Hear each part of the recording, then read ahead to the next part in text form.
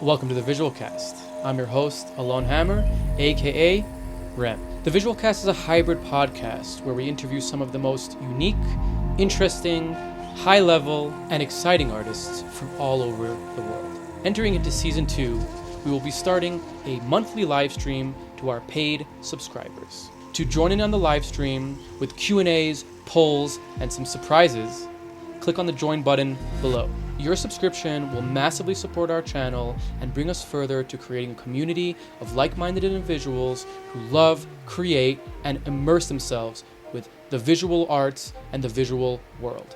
For those unable to join financially, don't worry. The episode, like all of our episodes, will be available on Thursdays for everyone to watch. And if you want to support us, like and subscribe and share with anybody you think will enjoy the podcast. I really hope you guys enjoy this episode.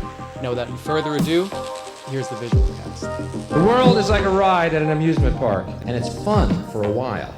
Some people have been on the ride for a long time, and they begin to question, is this real, or is this just a ride? And other people have remembered, and they come back to us, and they say, hey, don't worry, don't be afraid, ever, because this is just a ride.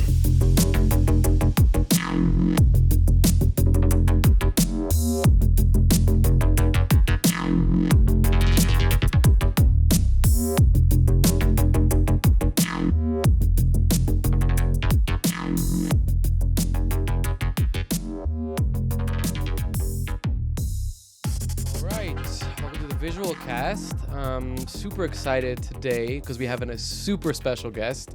I know every guest is super special, but this guest is, like 10 billion super special, HDR super special, 12-bit super special, 16K super special, a trillion, bazillion colors super special.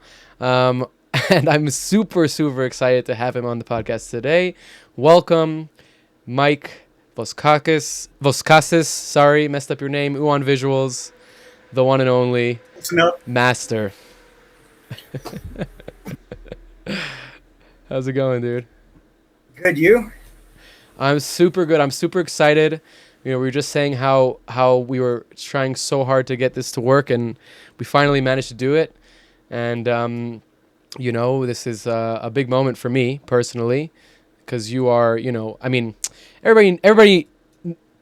anybody who doesn't know who you are, that's just like whatever, like they're not connected to the visual art world or, the VJ world or whatever. But those who do VJ, those who are in the visual art world, know your work so well, and have used your work in many places all over the world, and have viewed your work all over the place. And, I think I normally at the top of the show have like a nice opening conversation with the guest while looking at their Instagram. At this point, it's a little bit redundant, but we're going to do it anyways because your work is always fun to look at. And I figured while we're kind of looking a little bit at your work, it's a little bit hard to look at your work and not trip out while I'm looking at it. But can you tell us a little bit about your most recent amazing and top of the peak experience having your work on the Sphere? Man, it is unbelievable. It is a dream come true. That's basically it. Like when that got built and I saw it, and I'm a huge tech nerd. Like I love any kind of technology, like computers, displays, technology, especially because so the most advanced display in the world, the biggest, it gets built, and I'm like, yeah, one day I'm gonna make visuals for that, and it's gonna be awesome. Didn't know it happened so soon, so yeah, Yeah. That's pretty cool. One of the first. Go there, see it in person with my eyes. It was like a life-changing, like that's when I'm like, yeah, this is, I've made it. I don't know. It's the biggest screen in the world, right? I mean, it is literally the biggest screen in the world, the most eyeballs attached. I heard a little bit from the grapevine here and there. You know, you did recently you did an interview that I was listening to, that the render story behind it, because you were in such a tight delivery that it was and such a high resolution. Can you tell us a little bit about like the behind the scenes there? You know, we're all very nerdy here. This is kind of the nerd cast.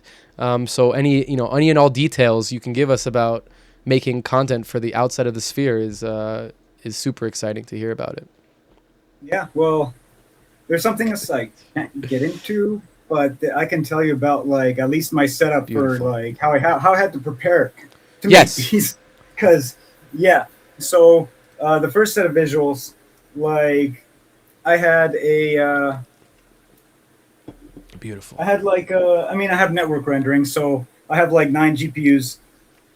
Pumping it out. They're spread across different computers all over my house because I can't have too many computers on the same circuit or it'll trip the breaker. So I have to spread them everywhere. And my entire network was like 1 gigabit, which was all right for like the stuff I made, I guess, for like, the standard 4K stuff. Right. This was a tight deadline. So I'm like, okay, I got to render faster. So I upgraded my entire network to 10 gigabit, which Nice. sped things up considerably.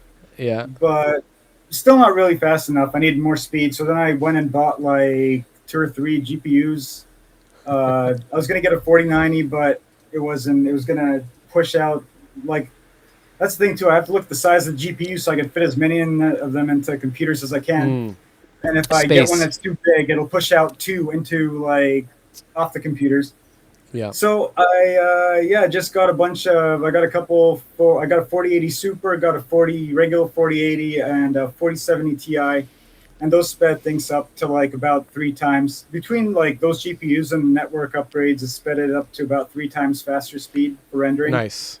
Yeah, the network upgrades must have been huge. Just being able to transfer files faster and being. Yeah, because I'm moving like so much loading. data between everything. For sure. And I'd be rendering stuff, and then be trying to like watch like YouTube or Netflix or something while I'm while you're doing it. And it's like sometimes it'll skip or like get lower quality. I'm like, oh man. Oh man, that's crazy. I can't even. I mean, I can't imagine. I've rendered 16Ks before, not at my home. In a studio with servers, many servers. But yeah, I mean, it's just like it's immensely nerve-wracking and time consuming to render at such a high resolution, especially like when you're it's so experimental, even though whatever, a sphere, like spherical LEDs have been around, but like the way that this is viewed and the size of it, the perspective aspects you have to take into account. Excuse me. I was doing some technical, like basically render technical stuff for a production company that did content for inside of the sphere for a show. That's why I was asking you about it. And like the whole pipeline was just like, how do we optimize this to be able to do this resolution? Like that was it. Like nothing else. Doesn't matter how long it's going to take. Doesn't matter how much it's going to cost. Doesn't matter like anything. It's just like, how can we make sure that this render, and they were using a lot of Unreal, works when you go from rendering a preview to like a 16K, 360 rectangular. It was just like, that was the whole thing. It's such a challenge. It's like a crazy challenge. You doing it on yourself at your home is amazing. Was there? Oh, sorry. Oh yeah, I mean that's also, I don't like doing cloud rendering at all. Like back when I had weaker computers, GPU, when I wasn't even doing GPU rendering, and I try to like upload stuff to be rendered on somewhere else, and I didn't have a good connection at the time either, so it'd take forever to like download every single frame. And then like also half the time it like errored out because I'd be doing something really weird with the software. Like I'd find some kind of like cool like little glitch or hack to like make use right. Yeah. And it wouldn't support it. So like I get it back and I'd already see like, oh yeah, this thing's missing and so is that. You're like, your cloud rendering doesn't have the custom UON fuckery that I'm used to. I need to be able to break this at home by myself. Yeah, and it's like I already spent money rendering it, and Right, it's right. like, well, And now it's I not what gotta you do it want. again. And back Um, in the day when I first started doing this, I wasn't making any money off it at all. mm-hmm, Like it was, I was working my day job, mm. and in my free time, I'd be teaching myself animation and just making stuff and posting it for fun on Instagram. There was no, I was paying for the software already, and there was no like reason to like sit there and be like, okay, I'm gonna pay more money to get this rendered somewhere else, Yeah, like yeah, for for just sure, to throw it on Instagram and have it seen by no one. for sure. Like I was getting like no views at the time either. Mm. Um, I want to definitely dive into that. You're kind of you're becoming UON. But just quickly, one more thing about the sphere that I wanted to ask you, because it is a very unique aspect, that like the exosphere. It's such a different, like, you're a 360 legend, obviously, and I know that I'm pretty sure you render all your stuff in rectangular anyways, right? So that you can do your viewing and stuff. But that's an inside out sphere. That's like, that's the inside of, you're in the inside looking out at the sphere. But an outside sphere, there's no real map for that. I mean, there is conceptually, and I don't know how much you can say and how much you can't say, but either way, the way that, like, what was the previs aspect of that? Like, even conceptually, not even going into like the actual technical, but just thinking about, like, the scale, the perspective of your camera, like all these kind of things to take into account. Like, it's such a different kind of unique problem. Is there anything you could talk about there that's interesting before we move on here from the sphere? Yeah, because there was something I wanted to do before, like even like I thought about making stuff for the sphere, and that was like making an equal rectangular map, so inside out. So I was trying to find ways to do that. So like Mm. getting a baked render like off of like a reflective sphere Mm. for like stuff like that. So then I could see if I could mess with it with like actual VR Did that controls and work? have it be no, not really, No, but right? it made it look real cool. I'm So sure they're cool as fuck. yeah, but for like if you want to make an object and I guess you want to show the outside of it instead of the inside, you have to turn it inside out. So Mm. I just ended up doing a whole bunch of like because I like messing with light. Like once path tracing came into my workflow, I wanted to why path trace in straight lines when I can just like bend them and turn them inside out and mess with them. And you're gonna see some of Okay. that later when I get the Oh, devil my hell nose. yeah, dude. But I'm like, okay, so you want to get the outside of it, and my camera's in the center of the object. Well, I can make the object invisible, but show up like as a reflection with a sphere mirror projected, like a if you surround the thing in a sphere that's mirrored and reflects the light back at you, but the object's invisible, so you can see that reflection, get the See through outside of it. stuff. And yeah, I started making like all sorts of crazy stuff with that to like get like um, kind of like the inside out of some things and the outside in of others. And uh, these past, I had a little free time in the past month to kind of mess with things a little and really dive into screwing around with light and bending it in all these weird ways. Even further than And you have before. oh yeah, because now I have the GPU power to do it. Mm. Like before, like if I'm trying to bounce light back and forth between like shiny things like a million times, the GPUs would just be like, "Oh, I'm tired, boss," and they just yeah. But now it's like it's almost effortless. Oh, that is such a good. That was during the back during the lockdown when people were doing Nice. like live streams and stuff. A And live cat stream? yeah, that is the very first video on YouTube that's in both VR and HDR. I was the Oh, first to wow. upload before it was even officially supported. Like a 'Cause, 360 HDR? That's sick. yeah, the That's tragic sick. story though. So I'm the Why? only YouTuber. Oh, get this.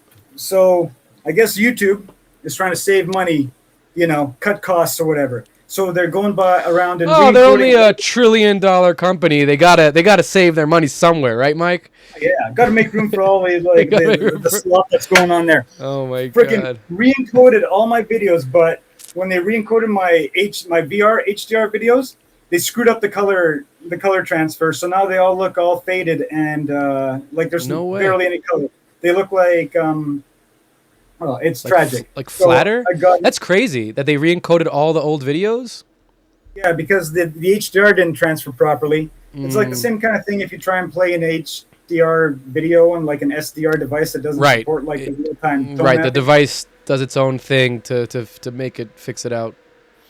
Yeah, so all those videos I uploaded, they're all absolute garbage. Bummer. Like, and I got Bummer. in touch with the YouTube team, and they said they were gonna fix them. And they're like, okay, yeah, they should be pretty good now. As they get re-encoded, and I'm like waiting. I wait for like they're like, please rate our support, and I'm like, oh wait till I see them. Looking. I know Please they're rate it. still good. So, and now I can't even like. Also, I haven't been posting on YouTube a lot. Sorry for all my YouTube viewers, because I've been uploading videos and they wouldn't convert. You know, you have to wait. You upload the video and you have to wait like a few days, sometimes a few weeks if it's a long video, for it to get fully converted to HDR. Well, I'll upload stuff, and half the time it doesn't convert to HDR at all. So what am I going to do? I'm going to upload it, post it, and hope and tell everyone, okay, this will be an HDR, maybe. And if it's not an HDR, what do I delete and re-upload it? Are people going to watch it again? Like that kind of thing. So I'm kind of waiting for them to fix that. I still upload something here and there, just as in my, you know, I don't post it, but just to test, and it's showing up as HDR again most of the time. So I think I can start. That's good. That's good. Yeah, shorts don't You know, I mean- post in HDR. I could be posting so many shorts, but I upload them. The quality is fine. But if they're not in HDR, you're missing like 9% of the glory, you know. At least 9%. At least 9%. It could be even more. Who knows how many colors can come through your 90, screen at because once? like SDR is not like, because when people You said 90? 90. 90. Okay, that makes more sense. I don't know. For me, there's a huge difference because like I had to teach myself HDR when there were no resources at all, and my software didn't even support it. So I had to sit there. I didn't even have an HDR monitor, you know. This was back in like late 2019, early 2020, and I bought myself an HDR TV so I could at least play stuff on that, like, and test it. But yeah, the software didn't really support it. Kind of, you could output stuff, but like it wouldn't add the tags properly sometimes, or like if you opened it up in between different softwares, it wouldn't transfer correctly. So I had to find a thing that worked, and then I had to upload to YouTube. I had to find a thing that worked for that, and make sure, because like there's all these different formats of HDR that you can upload, and if I upload it in HLG, it looks great when you watch it through SDR too. But then also HLG HDR doesn't play back properly on a lot of devices. So my TV wouldn't support HLG HDR, so I had to upload it in PQ HDR. But that doesn't look as good when it's an SDR. So it's stuff like that. It's still kind of like that too. I mean, it's kind of like I saw you mentioned the 10-bit playback in Resolume. It's like, you know, and no shade to Resolume or anything like that, but it's like in virtual production we do 12-bit because they're shooting with the cinema cameras and they want to be able to do color correction after, and they want to be able to like color grade on a level that they need to be able to do whatever. So they all want to shoot at 12-bit. So you have to get panels that can produce 12-bit, like LED panels that can produce 12-bit. But then you also have to make sure that the content that you're playing back is shot in 12-bit, because otherwise you're just not up-resing, but you're up-converting a signal into so the LEDs are producing 12-bit, but there's no actual information to produce. So it's like kind of like not really a thing. So it's like the whole pipeline has to be shifted. But me saying this is like, there is a big difference. Like you can't, I personally can't always visibly see the difference. Some scenes you can see it more than the other, like if the color is like, outside and there's like a lot of different shades and stuff. But sometimes I'm just like looking at it and I'm like, this is bullshit. And like, this DP is like complaining about it not being the right thing. And I'm just like, I'm looking at the data and the thing, and it's all the same thing. And like, they're just saying they want this, but they don't actually know what they want. And, but it's like, when you do see the difference, it makes such a big difference. And obviously the stuff that you're rendering is made to be viewed in that way. And like the way that you you know, and I can't wait to talk to you about all of this, but the way that you, you know, define your colors, or maybe that's not the right word, but like the way that you express your colors, it's a wide gamut, you know. It's like there's a color wheel, and then there's an UON color wheel, you know. Yeah. Trying to Okay, show so people colors they've never seen before. yeah, exactly, exactly. Okay, I want to jump back a little bit, step back a little bit, because you have such a very interesting origin story, which I honestly don't know all of it, so I'm interested to hear more. But you grew up in Vancouver, that's in Canada, on the west coast of Canada. Cool place. Did you go, so, you know, tell us a little bit about like growing up in Canada, but I'd love to like hear from you if like when you grew up in BC and kind of that area, you know, growing up in your household, in your vicinity, whatever, what was some kind of like, you know, first forays into creativity? It doesn't have to be art necessarily. I think you're also, your background is coding, right? Like more of a nerdy kind of, or geeky, like, you know, what was like your inspiration as a kid? Like, did you think you'd become an artist? Did you think you were going to be a creative? Like, give us a little bit about that. Man, that's kind of complicated. Because okay, Let's go. I'll start from the very, very, very beginning. My first memory, or at least a very early memory in childhood, I was at this Greek dance party. It's more like they have these like huge events in like this giant hall, and they have like live music and stuff. But this one year, they brought a fog machine and these lights, these colored lights that like shot out. And this is like one of my first craziest memories, because you know I like pretty lights and looking at stuff. Christmas was my favorite time of the year because I could like you bust out the Christmas lights and you get to see them all glow cool. So I like lights from like before I could even speak. Nice. They bring this thing over, this like fog machine lighting setup, and they have it like pointed, like they have it coming off the stage onto the dance floor.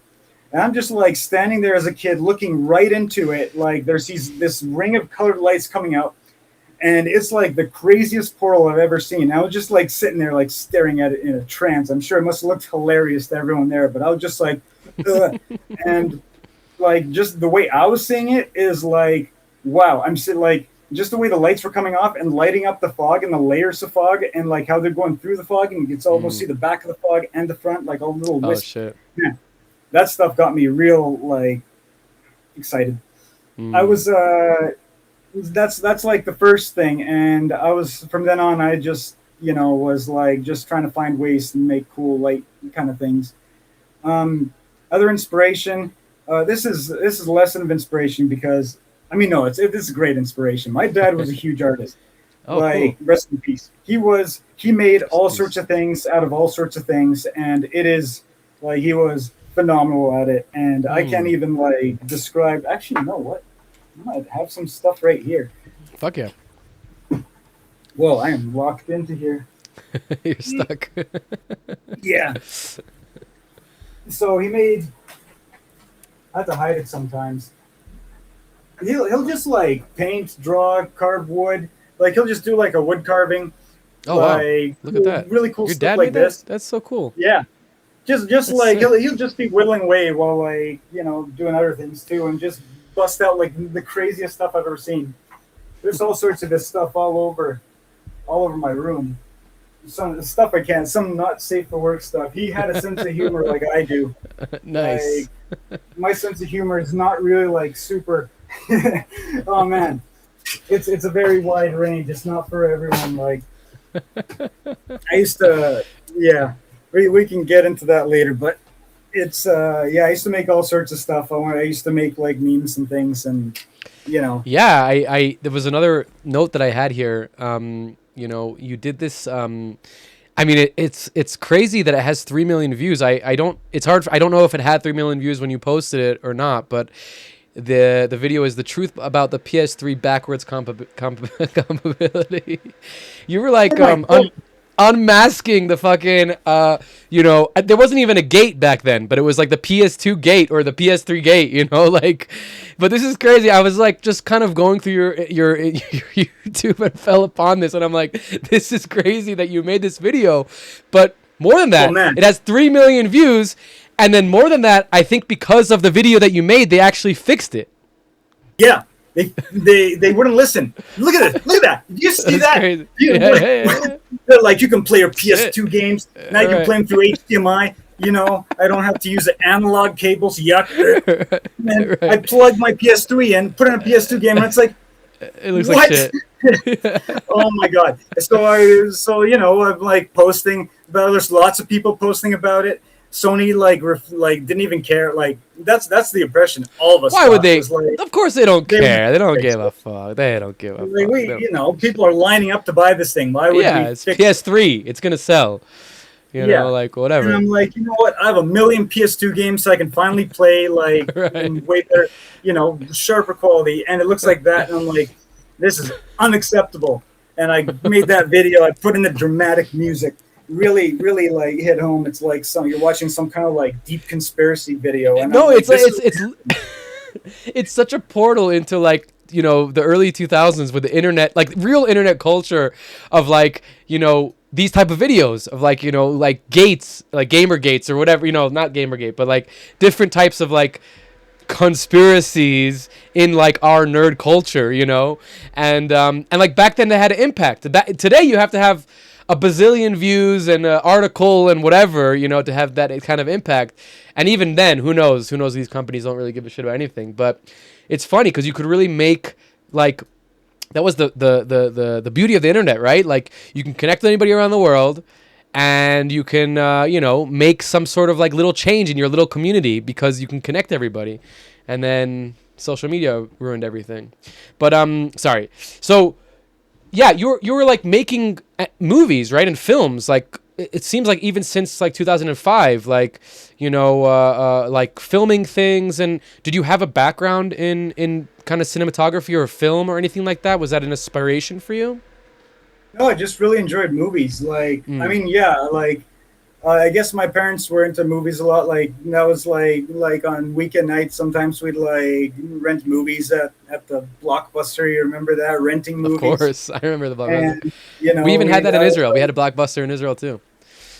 yeah. Yeah, So that was yeah, everywhere. it was, you'd hope the movie you want to see is there, and then you go home and watch it and be like, man, that was either really good or terrible. But still, I got a from a really early age. I had a real appreciation for movies. One of the biggest ones was Terminator 2. I mean, if you were a kid around that time when it came out, that was a life changer. Like, you had like you went to the theater and you saw those effects, and you've never seen anything like that before. And that was like one of the craziest like kind of like feelings is to like be watching a movie and to see something that like there's nothing like kind of I hadn't seen The Abyss before, so I wasn't, you know, that would have kind of not made it Shifted it. as dramatic. No, but you see the something that- T2 was very special. It was very that liquid yeah. simulation was very special. yeah, it still holds up today. And I'm like watching Definitely. it as a kid, I'm like, oh my god! And not only that, like just the whole movie is a masterpiece. It is absolutely perfect. Like, and that's the movie that really got me into like just being a movie nerd, kind of like finding all the best ones. James Cameron he nails it like so well. He's a good one. He's definitely a good one. But you said something interesting there. And I know I've heard you say this a lot, but it's wanting to do something that like that's never been done, or wanting to do things that like are at the cutting edge. You know, not necessarily to be cutting edge, but just like to bring something into reality that wasn't there before, right? Like I think that's you're so good at that with your art. And I really want to like dive into like a little bit more of what that means, like a little bit later.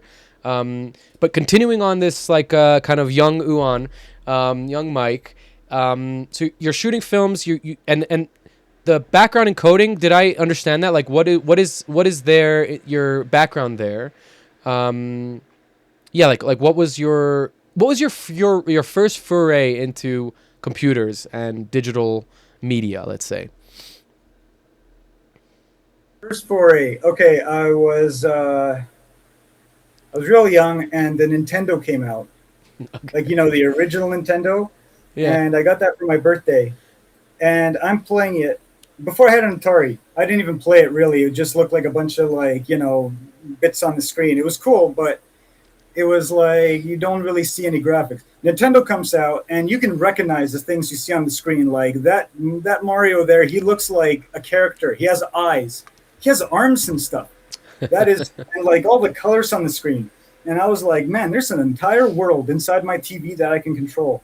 So that's kind of like what got me like my inner nerd awakened, seeing that. then, then we got a Sega Genesis, and that was like another huge step up. So we went from 8-bit to 16-bit, and this is back when bits mattered. You know, bits was like the thing that everyone Bits was talked the about. thing. How many you Yeah. had. And just watching the jump in graphics, oh my god! Like there is nothing like when you back then when you saw such a big leap between every generation of consoles. It was like a big like you saw Yeah. things that you couldn't have possibly seen before. Totally. You know. Then I got a Super Nintendo, and that thing had the ability to like rotate graphics and like zoom them in and out and like kind of have almost like a 3D plane you could rotate around. Mm. That like sealed the deal right there, because like not only was it like you could like control stuff in such a way, like just watching those pixels like ripple because they were like low resolution. There's something so hypnotic about like the math going on behind it. Like when you watch something rotate and everything's all pixels rearrange themselves and make these cool patterns at like every degree. That right there was like I was obsessed with it. Mm. Yeah, it was like you're kind of seeing math in real time there and like watching the everything happen. Mm-hmm, And mm-hmm. yeah, that was like what first got me. I didn't get a computer until I guess 1991. Mm.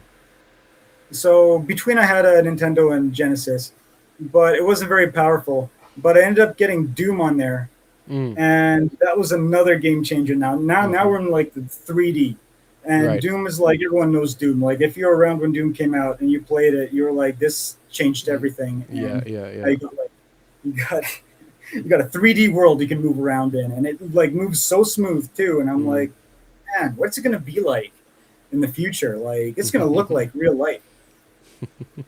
That looks better in real life. I can't even like describe some of the games I've played lately. Like it's like you Mm. take like real life and you add a whole splash of like beauty over it and like shiny reflections and like all sorts of like kind of like you're almost like going hyper reality now because of all the Mm-hmm. cool graphics effects they stick in there. Totally, totally.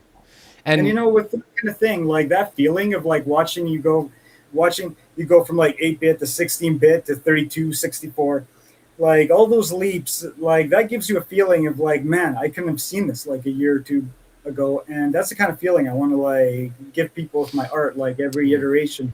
As I keep upgrading and as displays and technology gets better, like I want them to feel that feeling of like, man, this couldn't have been made like a couple of mm, years ago, I love that. kind of.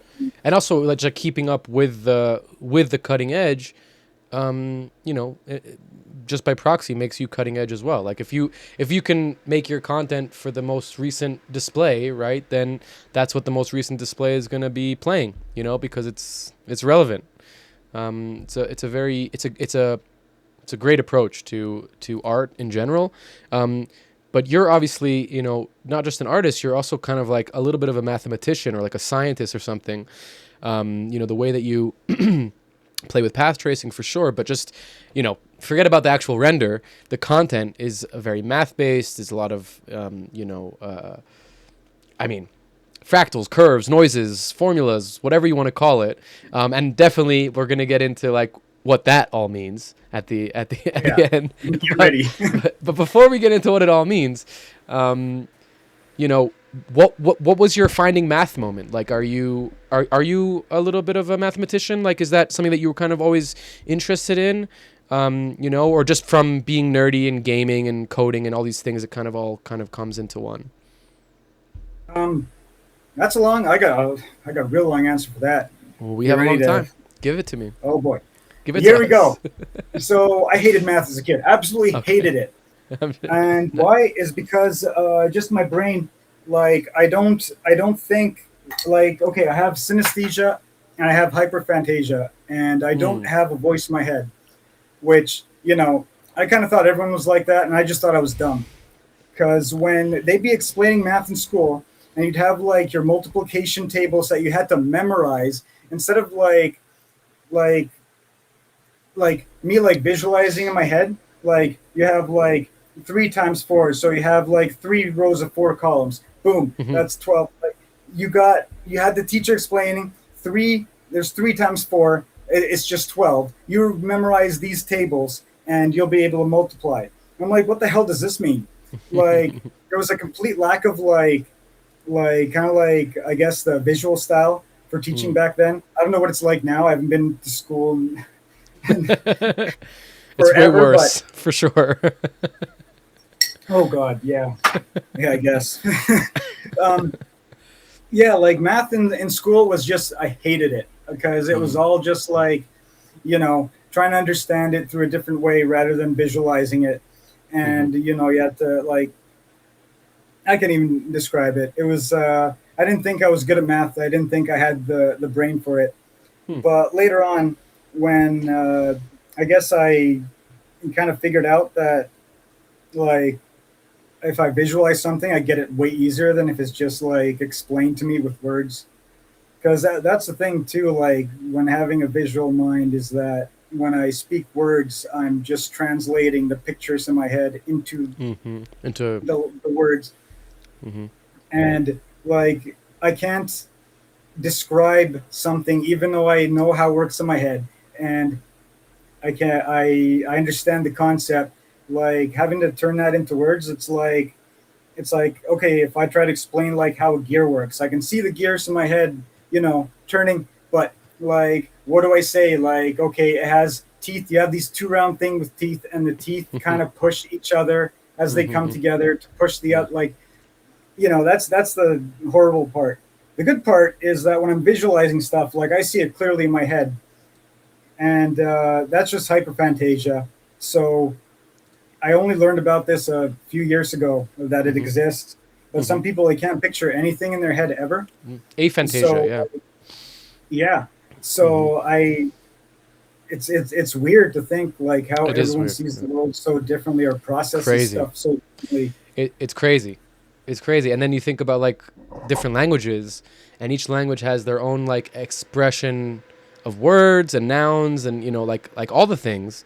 And it's like each language, if the way that you visualize things is contextualized externally with words, then every language is going to have almost a different way of that translation. You know what I mean? Like, because if your word, like in Hebrew, you have so many words that are like that like mean one thing, but actually could be used for like many different things, and like the context of them in the sentence is what changes them. But then when you think about that word, there's no context. It's just thing. You know what I mean? It's like a weird trippy thing of like, you're kind of adding the context without the thing, which is like not what words are for really. But then it's like, that's how you visualize and externalize.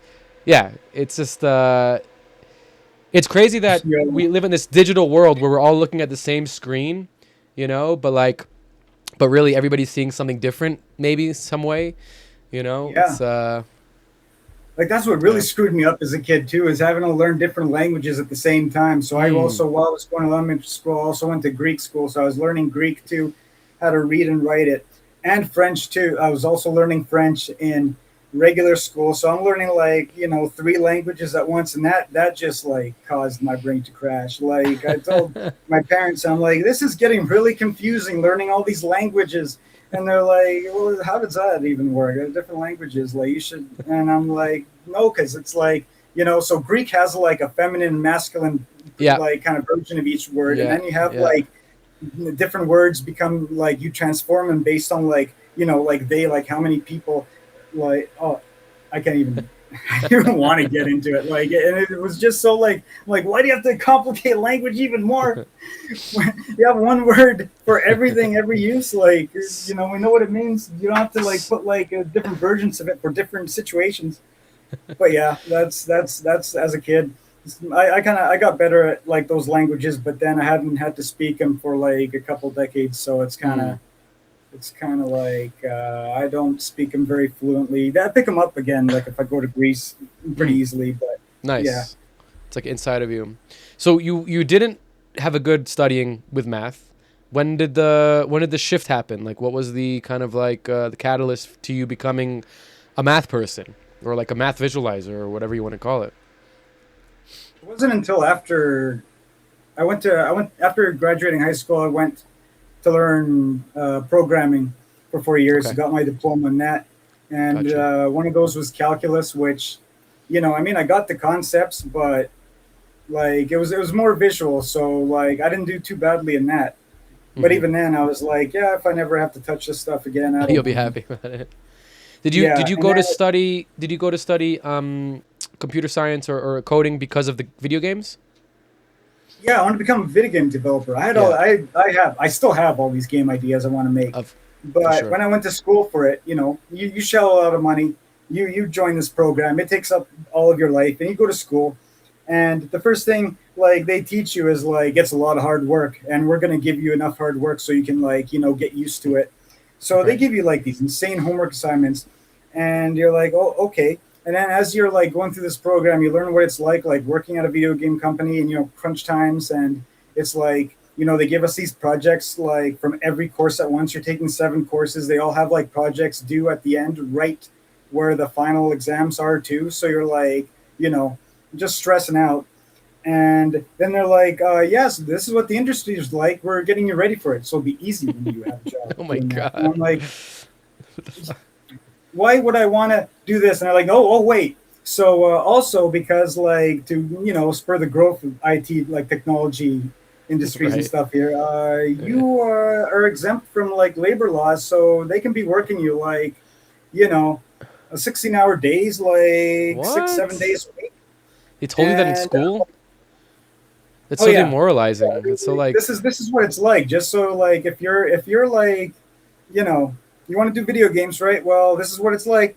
And I'm like, come on, okay, no, right, there's no way I'm gonna be sitting in front of a computer all day, every day in 16 some office, hours. like making. They're like, you're gonna be making like video games for someone else. So like, they're like, I'm like, so I'll be sitting there spending all my time programming a game that I'm not even into, like the kind of genre. If I'm making like some like weird sports game or something, and then on top of that, I don't have any free time to enjoy all the money I'm making. And then on top of that, like it's just kind of soul crushing, just not being able to like, make what I want to make. Hmm. So I was like almost quit the program, but I'm like, screw it. I'm already halfway through. I'll just finish it and use these skills like for my own Right, things. for something else, yeah. Yeah, then I finished that program, then I became an electrician because I wanted to play with Really? electricity. Yeah. Interesting. So like around that time too, I was like really getting into like I guess stage design because I hadn't like hit the electronic music yet. This was back when I was still like a partier, kind of like drinking every weekend, going to shows. Like we used to go to punk shows and stuff, Cool. and I was like, man, I could design. Like I would love to learn how to design like a crazy stage that has like the craziest lighting, mirrors, and like the fog machine and lights. You got to have those lights going through the fog. So I'm like, I gotta learn how to like play with electricity. I got the programming skills. I can program lights. I gotta have the electricity to like hook everything up. So Hmm. I went to become an electrician. Did that for like many years. Went through school for it. Got my ticket. Made a lot of money doing that. I'm like, this is a good career. Like for like making money to fund my other kind of hobbies, as they would turn out to be. So yeah, the thing with like yeah, when you make a lot of money with like electrical, probably as much as like being a programmer at Interesting. at the point that I left doing electrical. Like pretty much like you can go up there if you do a lot of overtime. I was not into Hmm. the overtime because all my overtime was like on my stuff that I was Hmm. doing with the Hmm. visuals. Hmm. But yeah, from there I worked up until April of this past year. Now I'm doing visuals full time.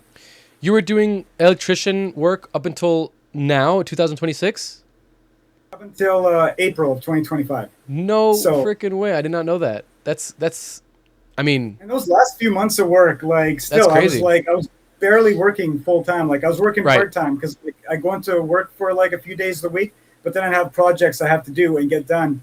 So I'd be like, and my company was like awesome.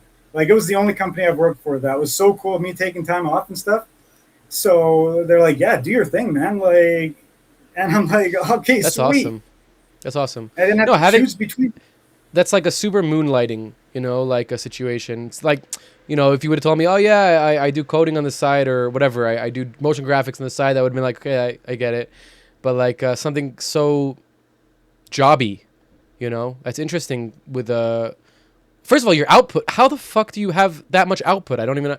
You have a day job and you're like posting like 5 times a week, like renders that take 5 days to do. I don't understand. You must have some sort of some sort of doppelganger going on situation. One day, I'll train Clone an yourself. AI version of myself to help me out. That's the goal eventually. Doing some.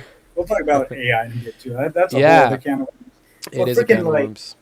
Everything's run on like kind of like a conveyor belt almost. Like it's everything. Like I have a system, and I have to render stuff. Like I know when the render's gonna finish. Hopefully, a ballpark estimate. I can take that and I can almost automate it to like encode into videos and stuff. Then I have another setup where I'm like I can bring the videos in and like kind of like edit them. It's like a template. I have everything of mine is built off of like templates and like things I do because I don't like repeating work. Yeah. So, yeah, it's like I try and like make it as efficient as possible, making like no like kind of like wasted time with like I guess I don't even know like stuff that like that will pull me away from like I can't even that's the problem I have too now like. So like your system's too intricate to explain it to yourself even. Yeah, it's like now before I couldn't like encode videos while I rendered at the same time. It wasn't possible. My computer would crap out. And just recently, I'm now able to encode videos and render them and edit.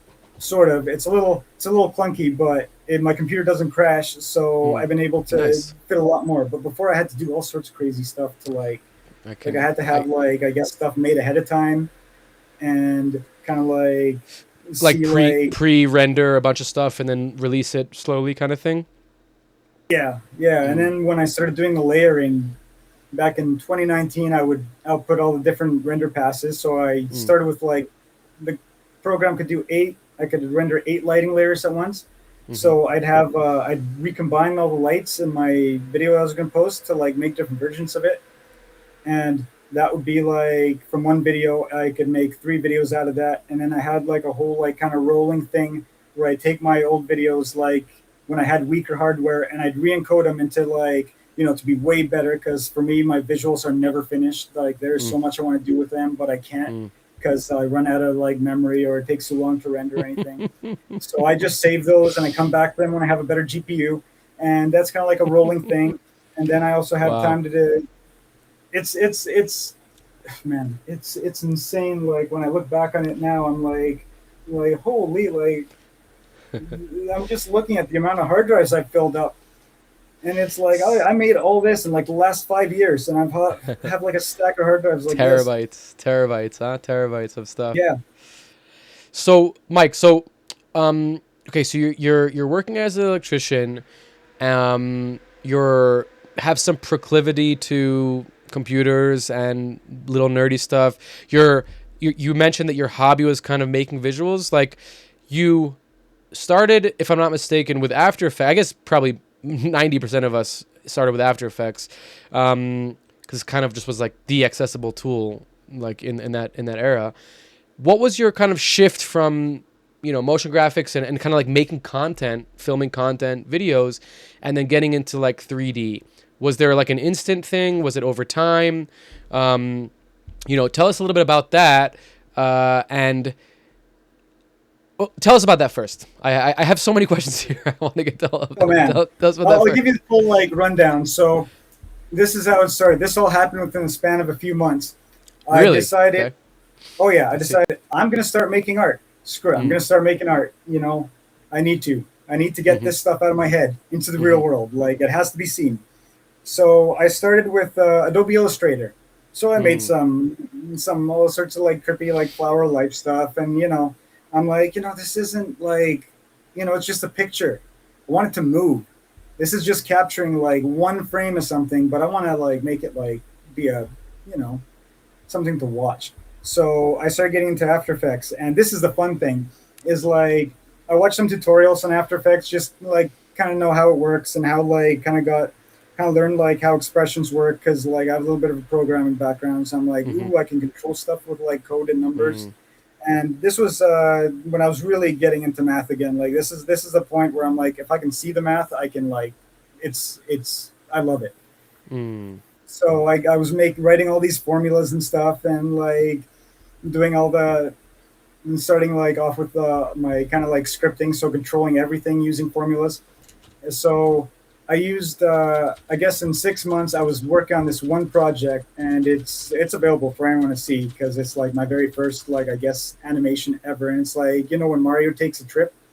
Yeah, I have it here actually. Because I thought it was cool. That's why I said After Effects, because in the description it says I used After Effects for this, which I thought was interesting. Yeah, So sorry, yeah, continue. like this is how I taught myself After Effects. So like, there's all these effects I wanted to make. So I'd be learning how to make them in After Effects, and this would be the project I'd be making them in. So I would just slap them on to this project. So this is just like a whole like just bunch of effects I was learning to make, all slapped together, made into a video.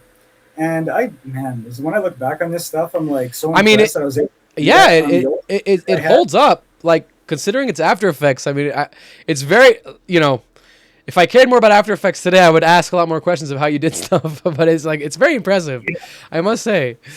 No, I had to pre-render everything, so like I couldn't run all the effects at once. I had to every layer had to be all the layers Right. before had to be pre-rendered whenever I added a new one. Right. So yeah, that's the only way it would fit into like had like 16 gigs of RAM. Like, couldn't believe it. Right. 20 years ago for sure. That's crazy. So, like, because this is already, is this like Elements? Are you doing like 3D like Elements with this? Yeah, this is Or is like Trapcode had the only proper 3D kind of particle setup there. So I was Oh, able to the like, trap code. recreate the Nintendo CPU and GPU with it, and yeah, I was learning to do some crazy stuff. Like I was getting these like I guess circuit like CPU diagrams, and I'd use them to like create Cats, like of this course. thing that would trace the colors onto them, and it was like so much time consuming work. And now I could do it in like a few seconds, but yeah, it was. And then that cat is a cat I got in Greece. It's like a taxidermied cat. I was gonna have the creator of Mario there as like some kind of like crazy entity, but that was a I love it. placeholder. And yeah, Oh, really? That's funny. yeah, but now it's like Cat God, and yeah, that's I'm looking back at this now, and I'm like, yeah. So this is Nice. where you can see Hell that I yeah. really wanted to get into 3D because I'm doing some crazy 3D effects Right. there, but I couldn't really go that far in After Effects. Fully. So you have to use a Yeah. 3D program to get the real kind of really mess with stuff. Yeah. So right after I made that video, I got right into Cinema 4D. Gotcha. And So it's almost like you dipped your toe in and you were like playing around with it. You're like, I can do cool shit, but I want to do like shit that hasn't even been done before. Cinema 4D. Was it a hard shift, or did you just kind of like just continue diving into it? I continued diving in. I didn't do the same thing as After Effects. I didn't put everything I made into one project because also it was impossible to fit everything into my memory. Like it's not like After Effects where you can bake stuff and then add more stuff in. Like that thing would chug if if I had like an array of like 100 cloned cubes, it would start being like, and I had to like kind of do real simple things with that. So I'd make stuff and just kind of release it. Like I just posted on my Instagram just for fun. Like my Instagram back then was mostly photography because I had a million hobbies and photography was one of them that I could actually share to the internet.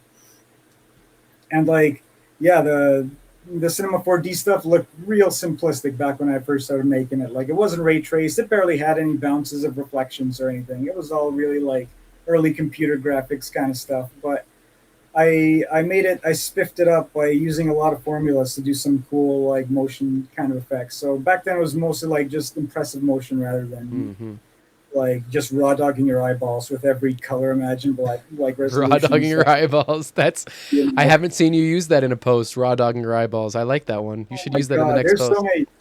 You should hear me when I get real excited and I start talking about like I would when I run events and stuff, I would just like in the whole like description box have a novel of just hype, just raw unfiltered hype.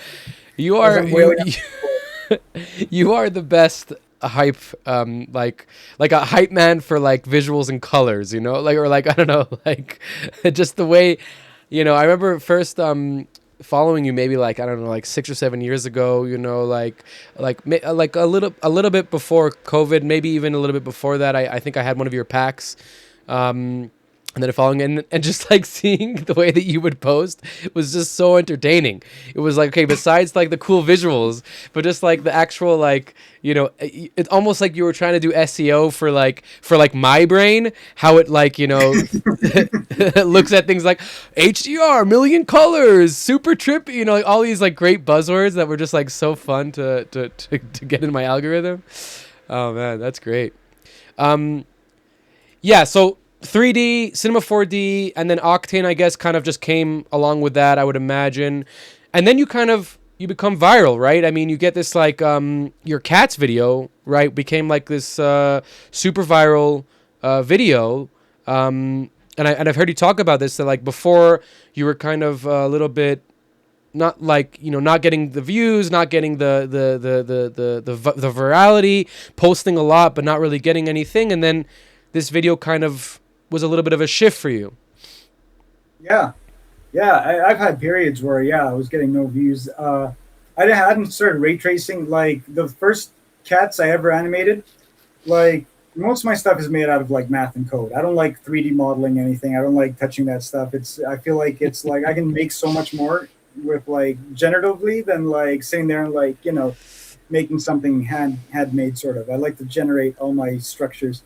So the cats was just like kind of a thing for fun. Like I was kind of like, I was curious about character modeling and like how like you make stuff move. So I got these cat models from, I think, what was it called?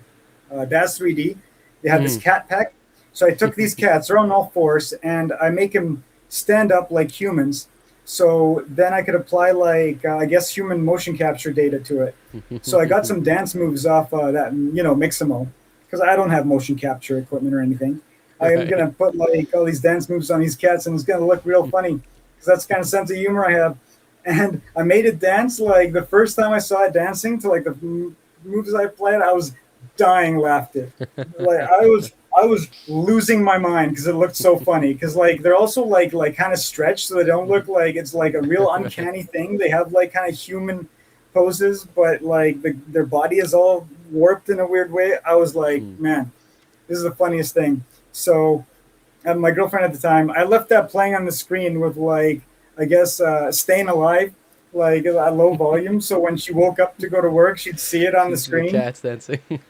Yeah, and it was like, it was the funniest thing. So I made a bunch of cats dance in a circle, and I posted that, and it got like so many views and went super viral. And because I was posting my art like kind of consistently at that point before then, like I guess everyone who went and saw that video would like see like, oh wow, he's made other stuff too. So I get a lot of follows because people are like, whoa, cool, you make like really cool stuff. And that's what really started like the whole thing going. So I'm like, thank you, cats. You guys really help. So yeah, I feel like I honor them by I keep making dancing cat videos every now and then. And sometimes they go super viral too. The flying cats, man, they were on Adult Swim recently. They were on Off the Air. Those two flying cats. Yeah, they were on the Off the Air episode called what was it? Growth. Wow. Yeah, it came out like end of December. That's so cool. Yeah, so with that virality, I guess, gave you a little bit more of a boost or like some sort of like just continue kind of vibe. And then you start kind of selling VJ packs. Were you selling VJ packs before that as well? I don't know. I didn't. No, I didn't start selling VJ packs till 2019 or something like that. 2017, or no, maybe 2019. It's hard to say because like I was selling them to people like not through a store, and they were just asking for like the video file without my logo on it, and I would just like kind of send it and get money. But I wasn't selling them for a lot, and it wasn't automated. It was kind of like just me like Google Drive and here's the file. They PayPal me, so it wasn't like a whole lot. And then, but I did start getting like money for making custom stuff for people back then. Like a what is the word that we're both looking for? Commissions. Commissions. Yeah. So people wanted their logos and stuff. I'm like, okay, cool. And yeah, that kind of picked up after the cats, but. When the real money came in was when I opened my store, and like I guess my stuff was starting to do real good on Instagram around like 2018 ish. Especially, I did a John Hopkins video which for his live show, and that was my first big one because I made like some good money off that. I could buy some more GPUs, and then from there, like I was getting Nice. more and more like actual like bands and like bigger producers asking me for stuff, and it started snowballing. But then some algorithm thing changed, and all of a sudden my views dropped to nothing. Really? Get this. So 2019, I lose my job and I lose my actual like source of income because like I was doing so well with visuals, like selling them at that point. So like even if I lost my job, no big deal. Like I'm still making enough money to kind of afford things. No, the algorithm killed my views completely. I went to like a tenth of the views I had like overnight, pretty much. And at the same time, I lost my job. And like yeah, my sales dropped off a cliff. And also, I guess like it was only a short time after that the pandemic, like the whole COVID thing, started happening too, and I was like, "Oh God!" Mm. Like, you know. So yeah, that was a rough time. I ended up getting another job before, like a month before I ran out of money. Almost became homeless. I wasn't gonna sell my computer till the bitter end, but I That's managed to make it. Yeah. you're like cooking on outside in like in a thing with your GPUs. You're just like running them really hot to like get heat. I Sorry. literally like just use them for heating my place. My heat's Yeah. always off. I got to open the windows. That's the thing. Oh man. And Uh, yeah, from there, you had to start all over again. So mm, since there was the whole like lockdown thing going on, I kind of used that to actually at the time I was starting to teach myself like live VJing. mm, So right when lockdown started, I'm like, yeah, I'm gonna learn live VJing. And so I started teaching myself that at the same time as I was learning that. I'm like, I'm I'm looking at tutorials and stuff, and I'm using the program. And I'm like, this program is so powerful. I can do so much more with it. Like instead of like, having different visuals on different layers, why don't I just have the same visual on different layers, but with different like lighting passes on it, lighting up? So that's where I started like exporting, like rendering my visuals with all different lights as their own separate right. videos, Right. Right. so I Right. can tie each one to like different like audio frequencies and Hmm. have it automatically react while giving you like a almost like a real-time ray tracing effect. This was Yeah. before RTX, before any computer could even dream of like doing real-time ray tracing. And you're watching Hmm. this visual, like different lights light up to different sounds, like it's ray traced, and it's like the coolest illusion ever because even a potato can like kind of run a few layers at once, reacting to music like that. So that's when I started selling my packs as like layers, and Mm. yeah, that's when kind of like I started being like, what more can I do with the programs I'm using to like really push the limits? So, oh, I totally skipped the VR part too. Okay. Like, VR is like, I guess when I first started making the 3D stuff with Cinema 4D, that's around the time like headsets were starting to become a thing. So like you'd be Hmm. hearing about like the Oculus headset coming out, and I'm like, how would I make a VR video? I want to make a VR world. Mm. So I kind of there was not really any good solutions. Like it all involved like setting up multiple cameras and then like stitching Hmm. it out together and Right. stuff. Right. Right. Right. But I started experimenting with that. I kind of made like my first VR videos. They were 180 degrees, so I didn't have to mess with like stuff too much. Hmm. And using like wild field of view, so you can like play them in a Google Like a Cardboard. And fisheye. yeah, they were stereoscopic. You could kind of Hmm. look around, Oh but wow, that's cool. you couldn't like see behind you. Whatever. It like Yeah. looked really cool, so people were really impressed with that. And then like as I got more into it, like I started learning how to make 360 stuff, and Mm. I couldn't render 360 like up until I got enough GPU power to render 4K. Because if you render 360 in Yeah. 1080p, It's when you're in a it's headset, you're seeing like a two 480p. five. Like Yeah, two five it's six, even less. Very yeah, very small you're seeing a blur. blur. Yeah. So yeah, there was a point where I guess I just started making everything in VR because like there's like you have to wait so long for it to render, and if I bake like a camera movement in or something and it doesn't look good when I render it, I have to render over again. No way. Why don't I just render the entire 360 thing and I can do everything in post, control the camera in post, de-zoom everything, all the information's there. And that's kind of like how I approach everything that I make now is that I want as much information as possible to be in there, like so I can use it after and post in different ways. So like Interesting. I render everything 32 bits per channel, you know, like how many octillion colors is that? There's not enough like digits.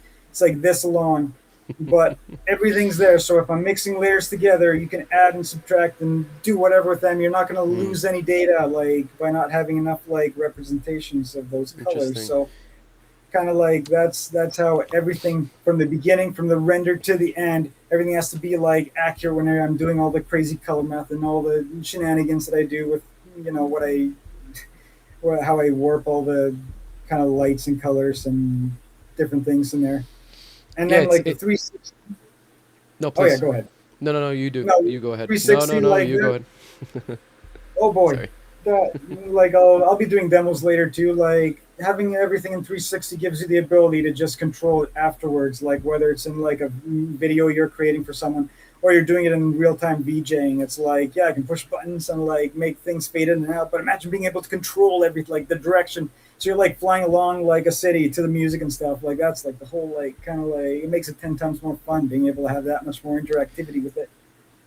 Yeah, and I was gonna just jump on that point of the interactivity is like the light passes that you released for your VJ packs were very big, but then also like learning how you approach the 360 render, having all that data and everything, and the reusability.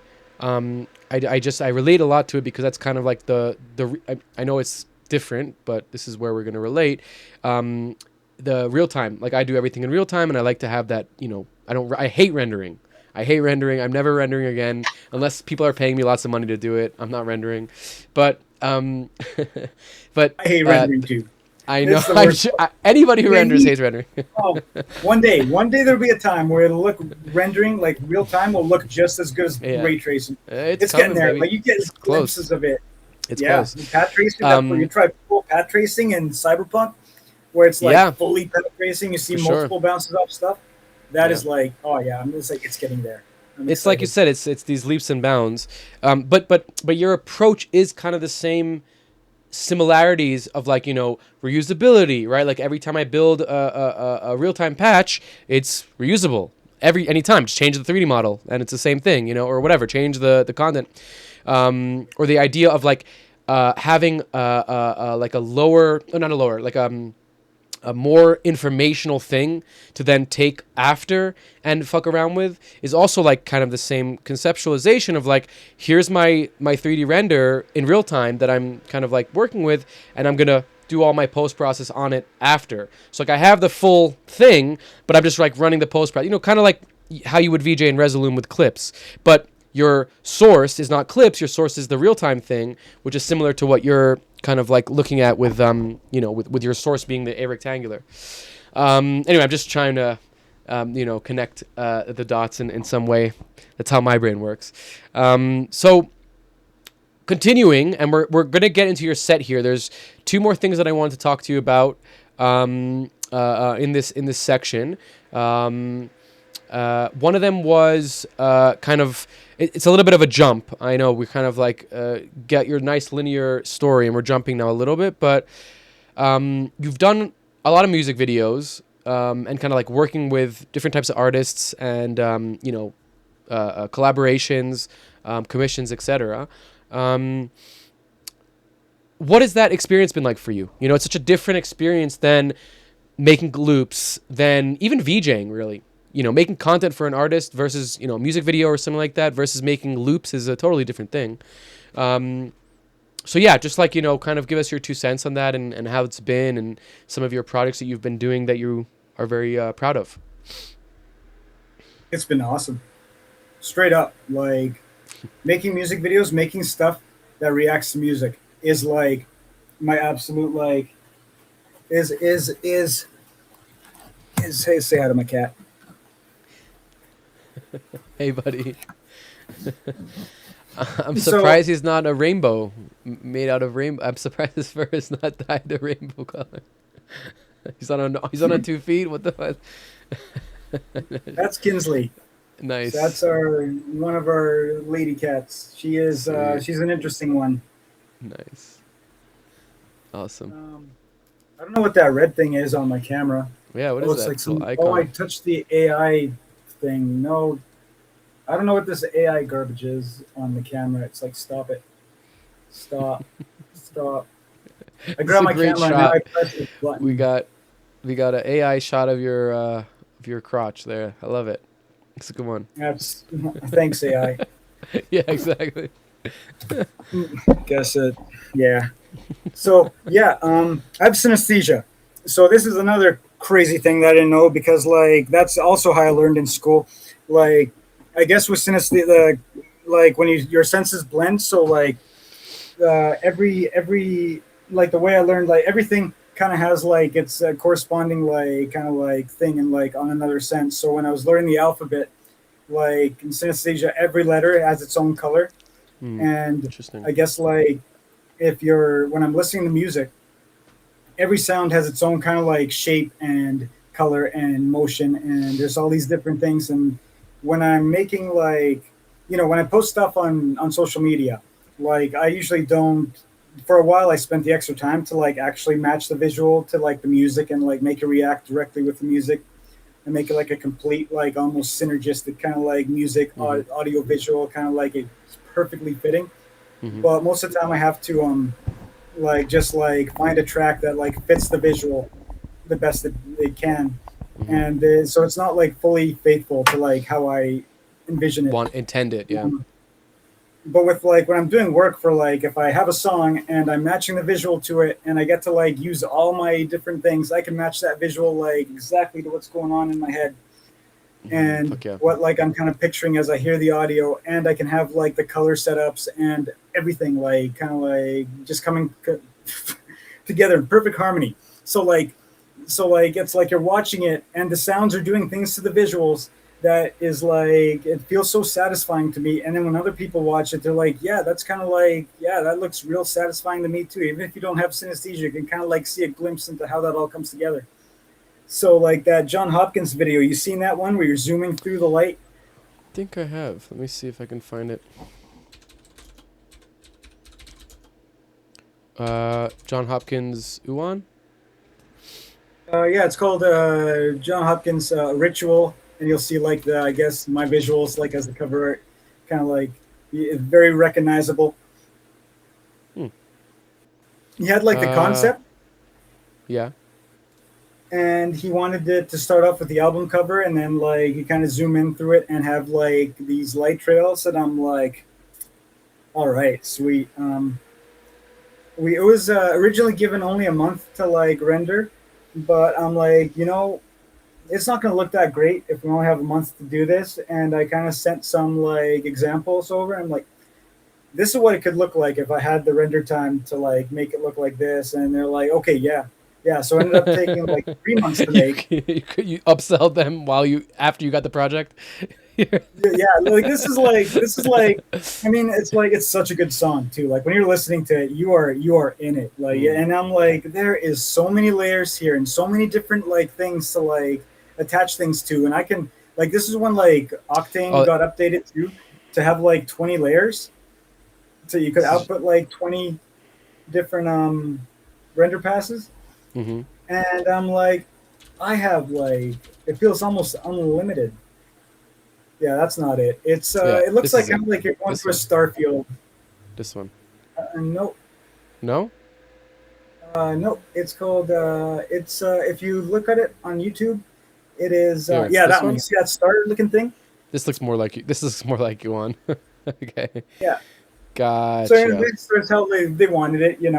And Oh it wow. does like it does the really cool like thing. This was like a real challenge to make just to get it rendered in time because like when you have so many translucent things like kind of like in front of each other, it makes a ray tracing engine just crap out real bad. Like, you This know, reminds me of uh Interstellar, that scene with the when they're like pulling at the strings of quantum entanglement kind of thing. I love it. yeah, like I that's such a that movie had such great effects. Such cool visuals. And it's like you're also like, I've seen every sci-fi movie. What are you gonna show me that I haven't seen before? And then it did such cool stuff. I was also really impressed by that movie. Yeah, This is so yeah. cool. I love finding movies that you're just like, whoa, I haven't seen that before. But yeah, This is see, sick. like, so this is when I've always had like kind of like a dream of like, when you're texturing an object in 3D, Mm-hmm. you're just texturing the outside of it. You can do Mm-hmm. all sorts of cool patterns and have them like ripple and run and make cool effects. But I'm like, I really want to make like 3D textures, so like spatial stuff, and make Mm-hmm. designs that are spatial that you can like transform and stuff. So this one, what you're seeing right there, is like a 3D spatial texture that I designed, which is Wow. kind of like an hourglass. So like in 3 dimensions, you're like compressing parts of it and expanding it to Mm-hmm. formulas and stuff. So it's not moving. This one's not moving. You wanted a still one for this part. But as you get later into the video, then they're all transforming too. So I'm making like these 3 dimensional swirls that you're flying through that are also like spinning and turning.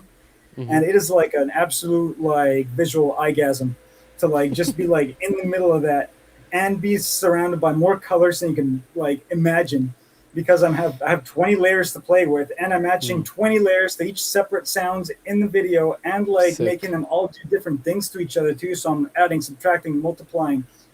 So So in After sick. Effects, I have like 10 pages of like just nested comps all going into each other. And it was like Mm. a beast that I was like afraid to open. Like this is an After Effects project that took like 5 minutes to open. With But all this is not rendered in After Effects. This is rendered in No, Octane, this right? is Cinema No, okay. 4D. Okay, Export yeah, yeah, 20 layers. yeah. Actually, no, Right. it was like And then something like in After Effects you're editing it. Gotcha. yeah. Is it like a plane with a like it is like the lines are a texture on geometry, right? It's Yeah. not like particles. So They're not like this is how I particles. pulled It's it like up. just Because like it wasn't able, I didn't have the rendering power to like make a real 3D texture out of like really tiny particles. So what I Mhm. did was I made like just these like, it originally started with like a cube matrix, so going through a Okay. bunch of cubes and those are being Right. textured. But it's Right. like, no, that's still too much geometry. We need like 6 minutes worth of like, you're going through this. So what I ended up making is like these really long tubes. So Okay, these tubes that tubes. go on forever. Gotcha. And then I could texture those, and they were just like cube tubes. So like they had like 4 sides, and those were Right. textured, and Interesting. I could map like my 3D kind of like texture. And then you just had like different shaped ones to kind of create like that spatial thing. yeah. So great. It's so trippy. So like all the tubes are like just they're straight the whole time, and they're just being Right. used to like put the light onto. They're the Crazy. 3 dimensional light structures, so they only show up. It's kind of like when you're cutting like 4 dimension.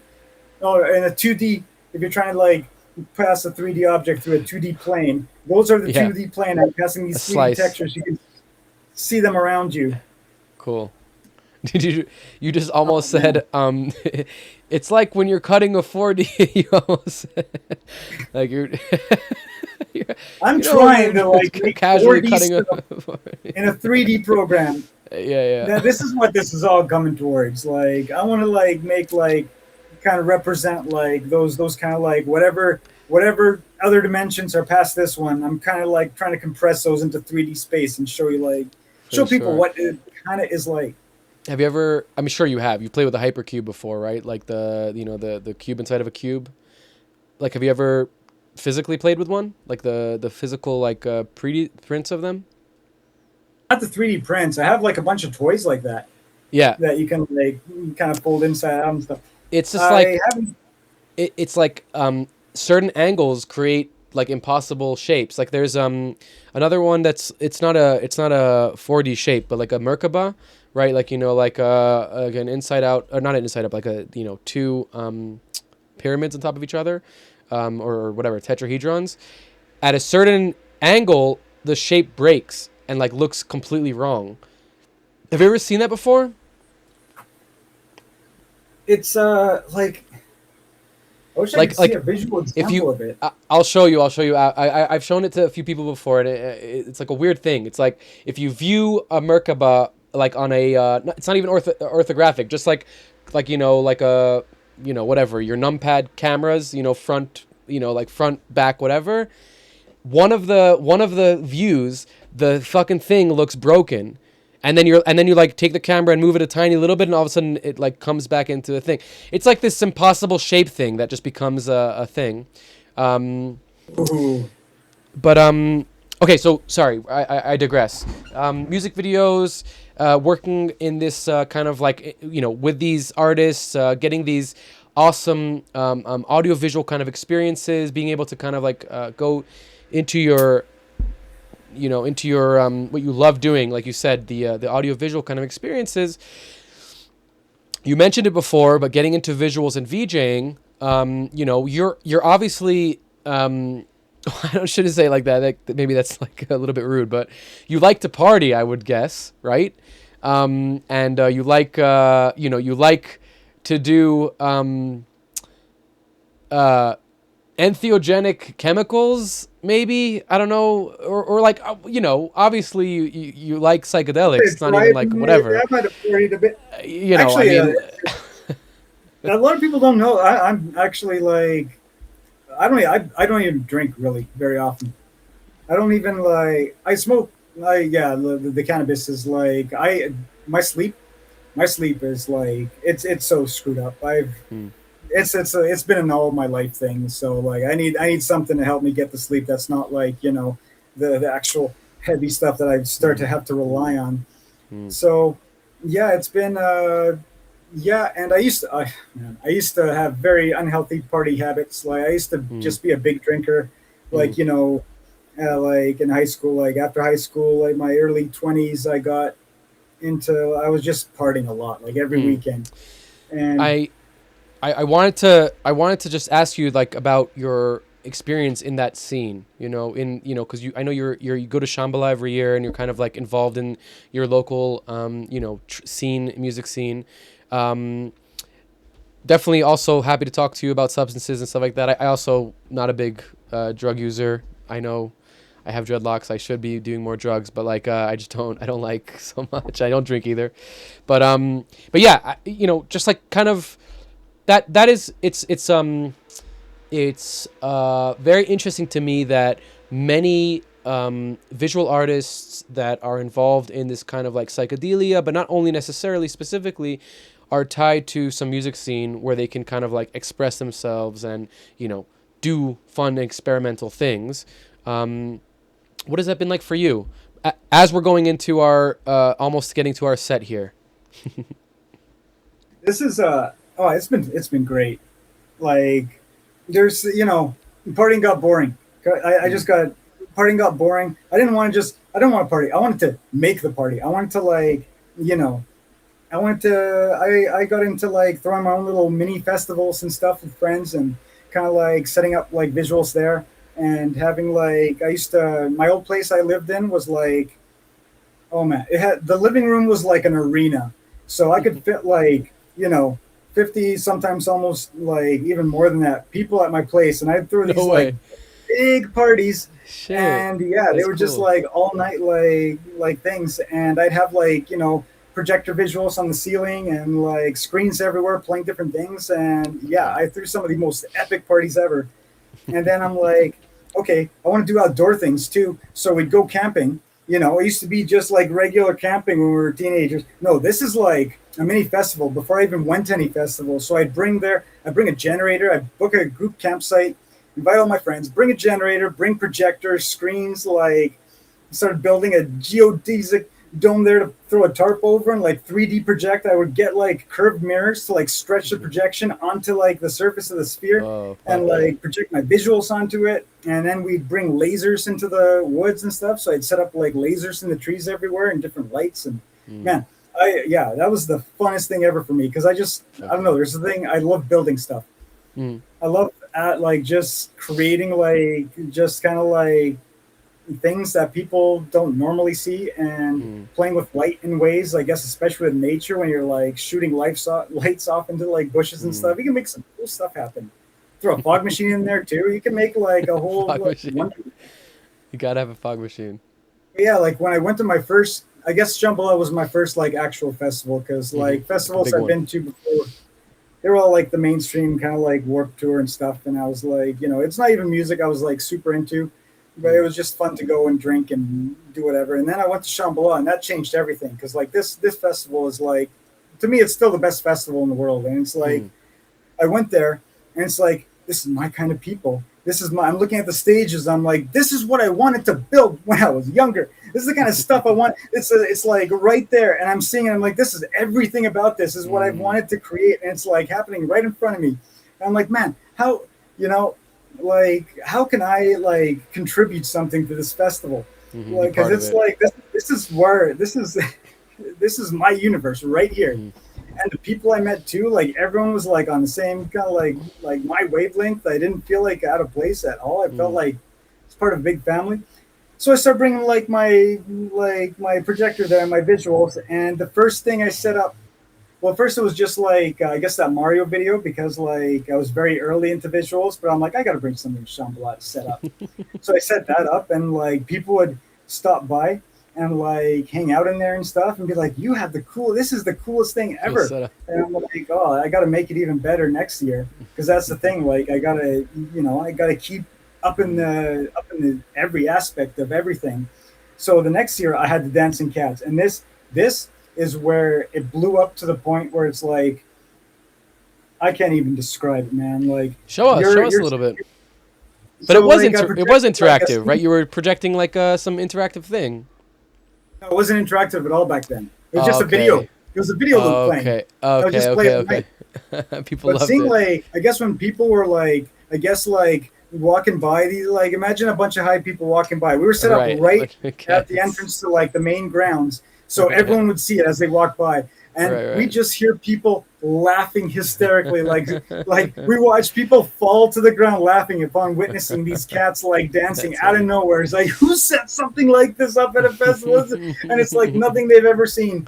And it's like, yeah, that's my dream come true. Like I have that's another thing with me is like I also love like showing people just like something completely unexpected, like so it's like they're like, what is that? Because I had experiences where I'd see something at a festival and be like, what is going on over there? And I'm like, I want to contribute something like that too. So it wasn't just visuals. I'd also have like totems. So I made a video totem where I'd project these cats onto it, because everyone has festival totems. Everyone makes their things, and there's some pretty cool ones. But this was a video stick, so I'd have this same kind of thing happening on a stick that people could see, and the cats would be like dancing on the thing I'm carrying. And I mean, this was a heavy, like kind of like pain to carry around, but people would be coming up to me every like 2 seconds and be like, "You what?" And oh man, it was so good. Like people just loved it. I'm like, this is the kind of stuff like. I don't get to just make it and put it out there. I get to see people's reactions to it in real time, and it is so awesome. It's such a nice. It is like, oh, it's the best. It is special that feeling of spaghetti fire. I'll talk about this later. This is like this could only have been done like recently, so I gotta go. That's the thing too. Like everything scrolls, so I can't really. There we go. There you go. This was all like just haphazardly hacked from my interactive installation setup. So I love it. Kind of got some glitches. But yeah, that feeling of that instant feedback from people that live performance gives and enables is a very unique thing that I think a lot of VJs, visual artists, projection mappers, like you kind of get almost, not addicted is the wrong word, but just you fall in love with that feeling. It's one thing to create something and then release it and to get feedback and people love it, and that's also a great feeling. But when you're doing it and you're there and it's instant and and it's like this. I always the metaphor of like a singer versus like a guitar player, like. They're both doing something and you're getting this feedback, right? But the singer is like, it's like a much more direct thing, it's like the voice versus like an instrument. Obviously different, thing, but like, I don't know, there's like some connection there that I always like to think about. Okay. So we're going to go into your set now. I did have another question I want to ask you about with this controversy around software bugs and like issues with new with new versions of the softwares with AI. But I feel like if I ask you that, it's going to be another 20 minutes of 20 minutes. I'm talking. Oh my, 5 hours. I have so much just rage at the amount like I'm paying for this software, and it's breaking in ways that is so like I spent a fortune on hardware. I'm at the point where I'm like, I have all the hardware I need. I can do anything I want now. And the software just has crapped out so badly on me that it's like I'm making stuff slower than I could before because it's crashing so often. And these companies that I'm trying to like, give them like error reports and stuff aren't even listening. Adobe, hey Adobe, anyone out there listening? Because I've been trying to tell you about this Fuck bug. you, Adobe. Don't watch my podcast. You're not allowed to watch my podcast, Adobe. I went to Adobe Max this year to give a talk, and I had to bite my tongue almost completely off to not say something about it because I haven't been able to use any of the new versions of Adobe because they screwed up HDR so badly that I can't even use them. And I've been trying to tell them about this bug, and they're like, "It's your plugins. It's your why are you right? Why are you? They're blaming. It's your fault, of course. I'm like, yo, like I made like series of like videos demonstrating the issue. I talked to like 3-4 different tech support people, and they're like, okay, we're gonna advance this to like someone on the actual software team, someone who's writing the code. Didn't hear back. I'm like, well, I guess it's if a computer that's making this, dude.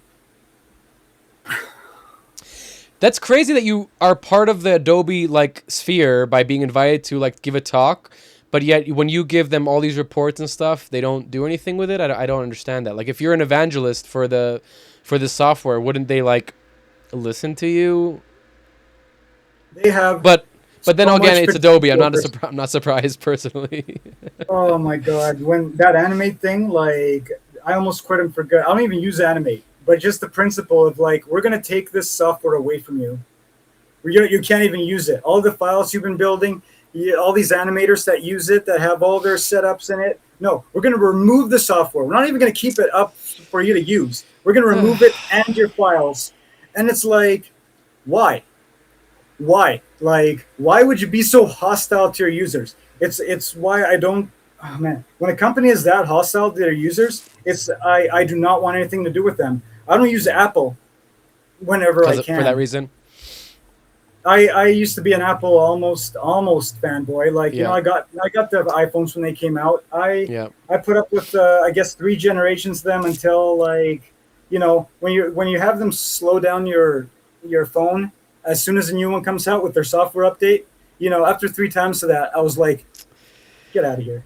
Or if they make you buy a proprietary plug or some shit like that because God, all that I hate stuff. that. I hate that. You don't have access to your own like device that you're using that's overpriced.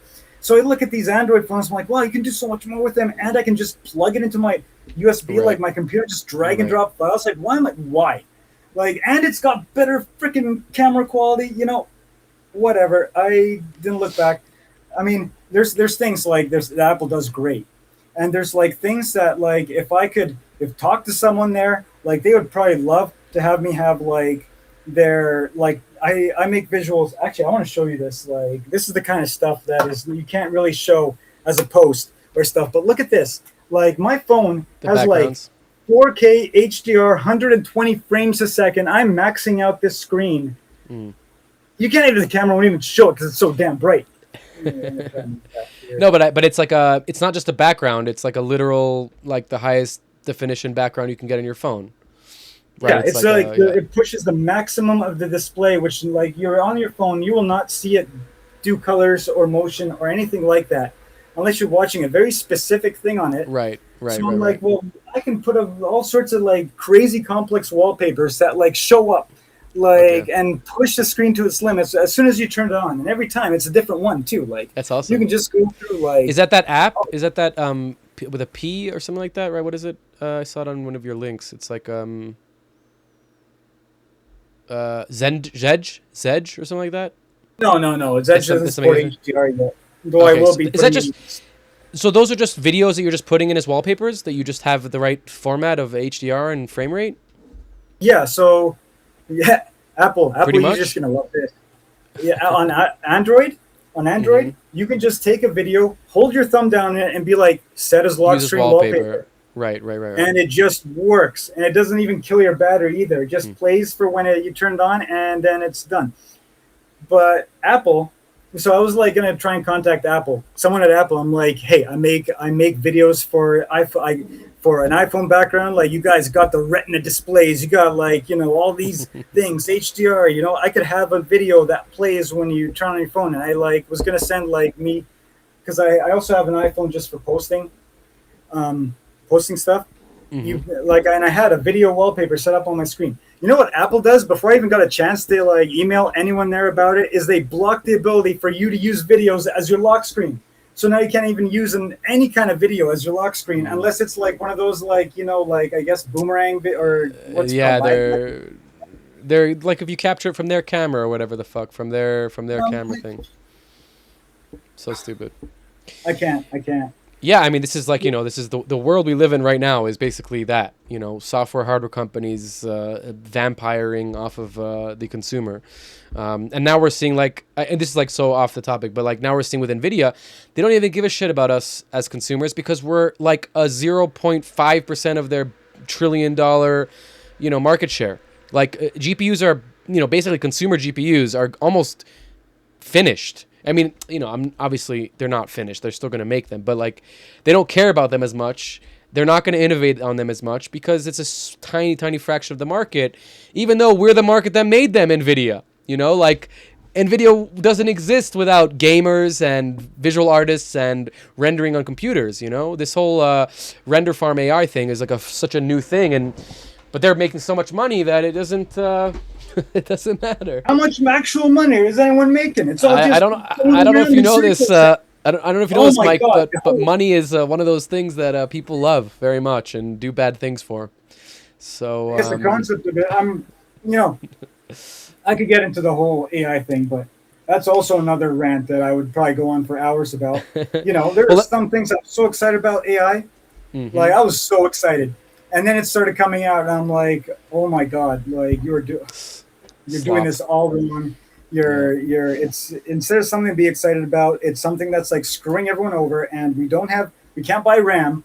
I'm so lucky I got 256 gigs of RAM. Like before it went crazy, I bought 1,500. Now it's $4,500 to buy. Crazy. There's like, it's like you can't buy hardware anymore. It's like taking people's jobs away. It's like it doesn't even work properly. People are replacing their programmers with AI coders that like screw up the software. So everything I use now is broken. Like every single app, I guess. Except actually, I'll hand it over. I'll give Resolume a shout out. Their software is the only one that hasn't had any weird AI kind of like buggy stuff. Like I think they still have human programmers, but like Windows, I can't install Windows 11. Every update that comes out breaks something ridiculous. Like you can't log in, you can't like click anything. Even on my laptop here, which came with Windows 11, I try and search for something, a blank kind of thing comes up, and I can't. What about the fact that they literally hid the right-click menu? Like, whoever did that should be shot in public. Like, you're telling me that when I right-click, I have to click another button to show me to show more options in the right-click menu? It's like the dumbest thing ever. You know what I'm talking about? Like on Windows 11, you have to like right-click on items and then do show more to show you more contextual things. And like, what? So it's like retarded. Like there's no like logic behind that button. And like what to make it prettier? Nope, but you're right-clicking. A point of right-clicking is to get more context. I don't care what it looks like. I want it to get the context when I right-click. It's like that's been the UX for 25 years, you know? That's like, you know, we're both getting very heated right now. They can't focus too much resources on like the user interface when they have so much crap they're putting in behind the hood, like Recall and Copilot and super like creepy spyware that like track you as much as possible. Fucking AI like analyzing what I have on my computer. What, are you gonna steal like my like? I guess I sometimes I come up with just like these like just codes and stuff, like fractal codes and stuff. And I'm like, this is like I spent hours making this. Some of them I've been working on for months to get it right.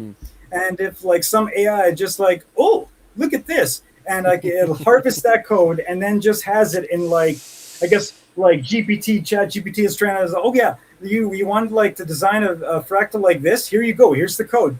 It came straight. Then that's just like, you know, one dimension of it. Then there's like your whole like security, like if you're like typing in your credit card on a site and you want like I can remember your credit card for you. I can remember like what you did on your computer, and you're like, it's got screenshots that like anyone can hack. It's on your system in the same folder on every computer. There's so many like different things, and like I think the AI bubble is gonna pop real soon, just because people are starting to like really get fed up with everything. Like you have like a million different people on YouTube talking about like how Windows 11 actually like takes over your machine and encrypts your data, and has like can lock you out of everything you make, and attaches like all sorts of like signatures and stuff to everything you create and make. And the amount of data it phones home to Microsoft about is like absolutely insane. It's like you start hearing about stuff like how like data collection and surveillance companies and all of that stuff are starting to like use it starting for, like, it's done already. We're in post. We're in the post of it. It's starting, but it's going to get real creepy real fast, and that's why people are just going to be like, I don't want anything to do AI, and everyone's just going to like, it's for all the good things that AI could have been used for, we're all going to see it fail, because they immediately jump into like the creepy kind of like watching everyone at once or replacing people's jobs. They just jumped right into that like from the get-go, and taking up all the hardware even though they didn't need to, like buying up RAM before it's even created. So it's like, you're making everyone hostile to what you're doing, because you're screwing us over while you're trying to like make something that you think is going to make you way more money. Yeah. I'm sorry. No. It's a totally valid rant, you know, and it's like, I'm not an AI evangelist at all, but I do use it a lot, not for creating art, but for coding and vibe coding and just automation. For me, it's been a super fun, useful, empowering kind of tool. But like you just said, like when AI was first brought to us, I mean, machine learning has existed for since computers exist. Like it's not a new thing. And like we've been doing StyleGAN and fucking tons of, AI visual stuff for such a long time. But this iteration of it was promised that it was going to cure cancer. It was going to, find us new ways to like make the earth better. All these like positive things. And then what is it used for? To fucking make shitty videos and steal your content and steal like the top artists' content from the thing, scrape the internet for data. And it's like only now are we getting into like, okay, it's gonna help you with coding, it's gonna do this kind of like automation stuff, but it's like it's a little bit late. And also like you kind of didn't fulfill this promise that you were doing. And like you said, it's like so much hype, so much money being thrown around. The bubble's going to pop. Once the bubble pops, we've saw that what happened with the dot-com boom. Everything gets slowed down. Everything goes back to like zero. And then all these fucking vultures, with the internet, it was the same thing. All these vultures, these social media companies come in and fucking design the system as they want, because they're the ones with the keys now. So, yeah, I don't know. I hope that because we're in this like, you're a little bit older than me, but like my generation and the generation beyond, below me, we're so plugged into like what it means for what this digital thing means, because we have that like before and after, of like, this is what it was before social media and this is what it is like in social media. And like, there's like that little bit of dissonance that I pray that there'll be some sort of block, or like things will become more local, things will become more. That's the only way to go, because these big companies, okay, it's not even just big companies. It's kind of like, this is the future they want, is for you to not really have your own kind of thing. They want 100%. You to use their thing. You're locked into their thing. They see everything you do. They train like their systems on everything you give them. And they don't want you to have any local AI. Like say, take for example, I won't name the company, but a company recently added a whole bunch of AI to their creative software tools. And this stuff is like, okay, cool. It does the thing, but you have to pay them every time you have to buy credits to use this software that your computer can already do. It does all the processing in the cloud of like your images and stuff, sends them over to them. They work on it. They probably keep your image and train it, whatever. Like who knows what happens to it once it gets there. And then they send it back to you like enhanced or whatever you totally wanted to do. Whatever you asked, Meanwhile, on my computer, which has like the GPU, can easily do the same thing and more, and even more on top of that. And it's free. More control, more direction, 100%. It's like it's like stuff like that. Yeah. Let's shift into your set because this the AI conversation is definitely endless, and we're already getting into like that esoteric. I love it. I love it. Okay, so I'm gonna. All right, so we're gonna jump now into into Juan's computer, and he's gonna give us a little bit of a tour of his space right before that. So take it away, my friend. All right. So I'm going to give you this. This is where all the magic happens. This is where everything gets created. This is the room I'm in. I'm real sweaty, by the way, because I had to close the windows. Too many noises outside. I live on the 18th floor, and the SkyTrain just makes a crazy amount of stuff. And also, I couldn't use a longer cord for my webcam, so it can't send data fast enough through it or something. Oh, all right. So this is just the wall. You can see what a the gear. I am. Serious. Oh yeah, the gear. Let's start at the bottom here. You can. Oh my yeah, gosh. I think I mentioned how much I was into video games. So I collect systems. Yeah, I collect all sorts of there's like 5 Dreamcasts there. Got a bunch of Xboxes, PS2s, Nice, 3DO, PS3, every number of PS whatever, Super Nintendos, game copiers, projectors. I got I guess old audio MIDI gear. I have some tube TVs too. Dude, that's cool. They don't really work too well. I got a tube TV in my main living room that you can't really see it, but my visuals are playing on there right now on the big TV. Then I have a tube TV next to it that has an emulator, like a Mr. FPGA setup. Oh, cool. Just plays games continuously. I have a few tens of thousands of games on there made before I guess the 2000 that just play on a loop forever. And randomly, I'll see games I've never seen before come up on that screen. And yeah, so that's the video game stuff. That's I guess my bookshelf. It's just full of more video games. I just throw everything on there. I don't have room for anywhere else. But here, how many screens do you think I have in here? I guess before 7, but how many do you actually have? Okay, laptop secondary screen, MacBook, which I never really use. It's just for right. Just for show really. It's just for in case one of my main computers is broken, I need to look something up. This is actually this and that tablet I got for free out of a recycling thing because I guess people just throw stuff out that they don't know how to fix. And I'm like, this is took me 2 minutes to fix it. Here's where the main thing is. That's the main workstation. We got triple monitors set up because there's no way I can not use a triple monitor because I'm doing multiple things at once to a visual when I'm screwing with it. Right. So we got I usually have any node-based stuff happening here. So that's one of my materials, one of my animated textures. Then you have I guess the 3D thing where all the stuff is set up. Then I got my preview Octane real-time rendering with all different layers. Damn. I got this big beast in the corner here that blows heat directly into my face while I'm trying to work. VR headset scanner. Sure, you can't really see the poster, but that's I got sent that by the Sphere team, and it's my visuals on the Sphere. It's beautiful. That's awesome. Camera doesn't do it justice because it's metal and shiny. And then I have some just some screens resting down there. On the ground.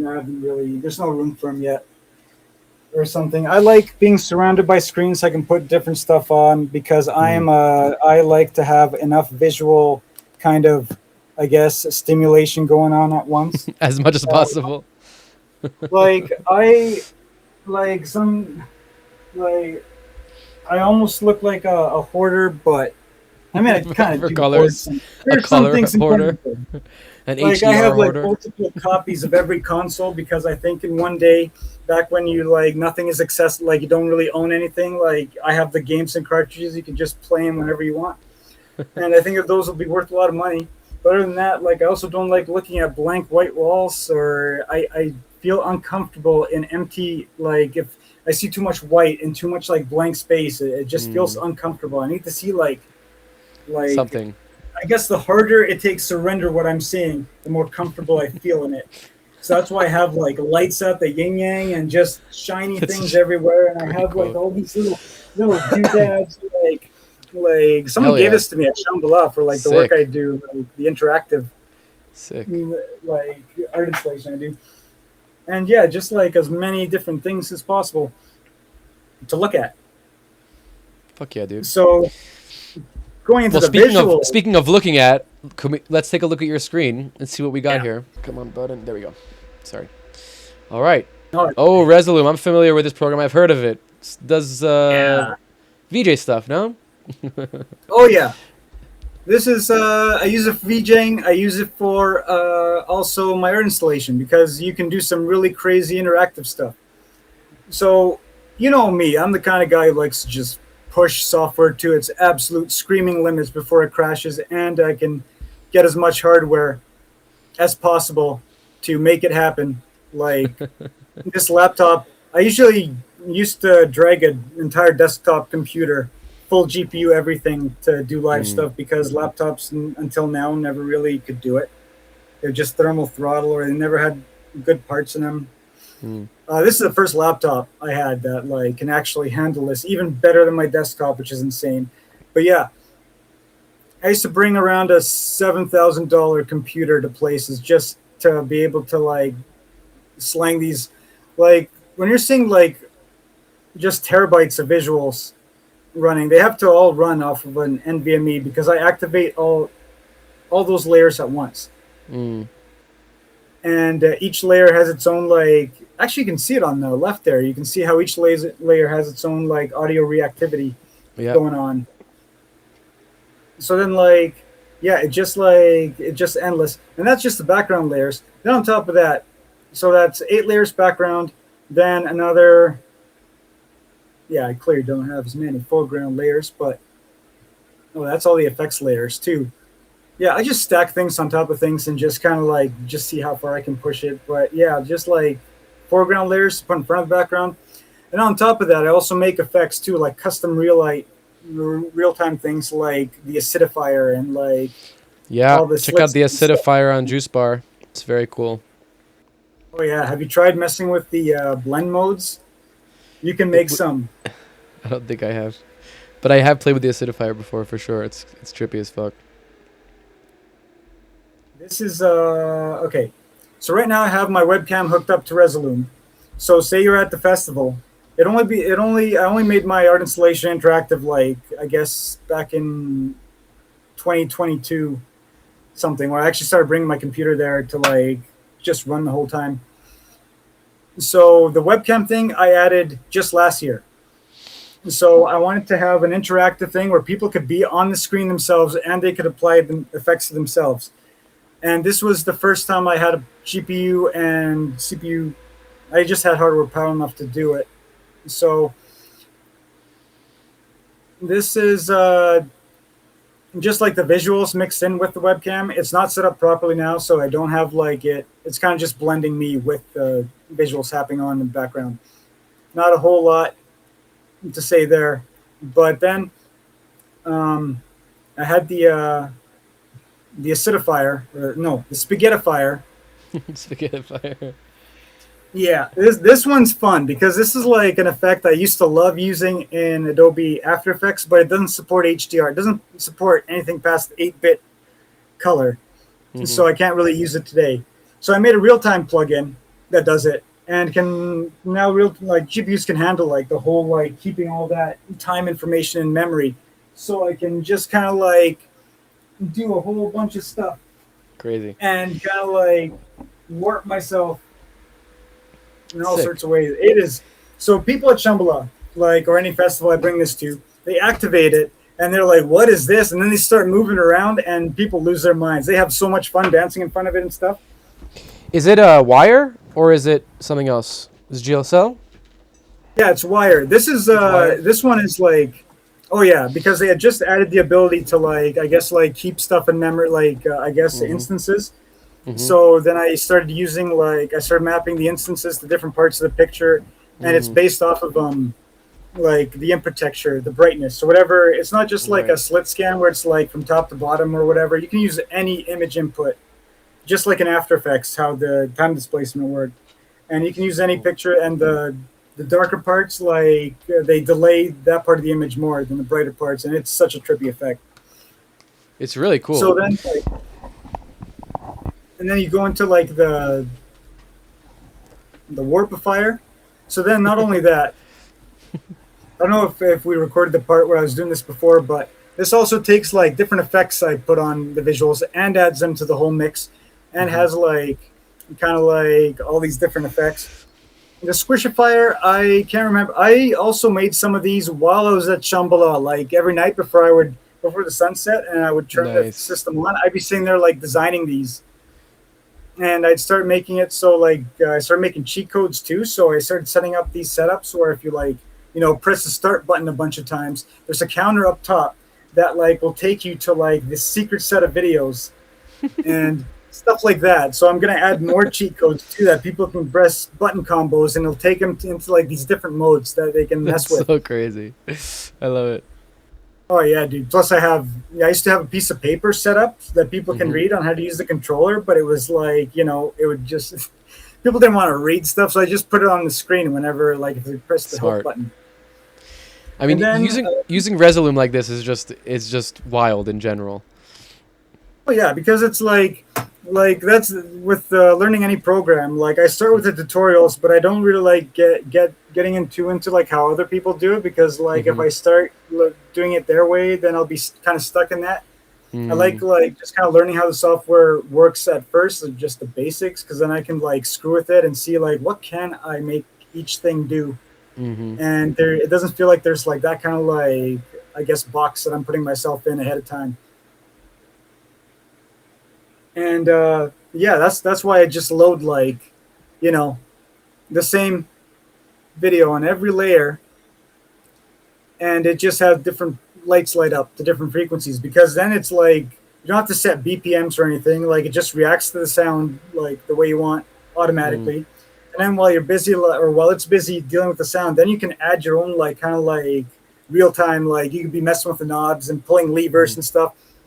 You got to see it. Like if anyone could see me, like my friends know when I'm sitting there, I'm at the party we're throwing, and I'm just controlling the visuals. I'm having the time of my life, and you can tell because like you're seeing on the screen exactly what I'm doing to the music. There's something really satisfying about like just controlling visuals to music. And I'm sure every VJ knows it is something you have like all this power at your hands. And now I can get into the actual footage, because like this is kind of crazy. I got to turn off webcam mode. Boom, boom. Whoa. So now you can see like it's probably going to be delayed because of like how my setup's going. But yeah, there's all sorts of different like, oh yeah. By the way, I'm also using, I don't have my deck like controlling this. I'm just controlling it with the controller, just like my art installation. So when you see it at a festival, you just have this to control everything with. And I've mapped as much as I could onto here. So check this out. So I got this.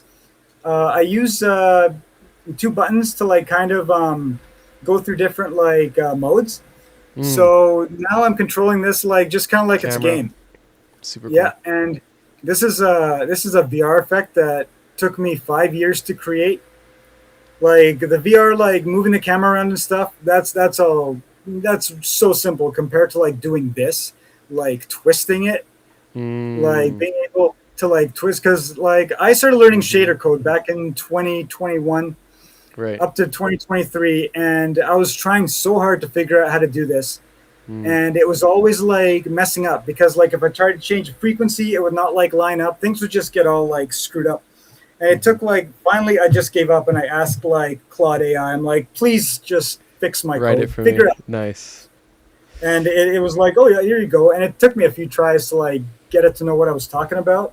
Because there's nothing. I guess there's Metal, which is an After Effects plugin that kind of does something like this, but not in the way I want it to. There's sorry. No, continue. Yeah, so that's that's kind of like my latest one, and I have a bunch of bugs kind of like just to fix before I release it. But yeah, this is a bad example. Let me go to a city one where you're flying through a city, so you can really see what kind of like what kind of stuff I'm talking about here. The the app Synesthesia, the GLSL app, the coding app. Have you ever played with it or heard of it? I heard of it. Yeah, I haven't so played with it yet. It's cool. You should check it out. But they have in in the Synesthesia app, they have a bunch of like helper functions that you can add to your code, and one of them is a 360 camera that does like a similar twist.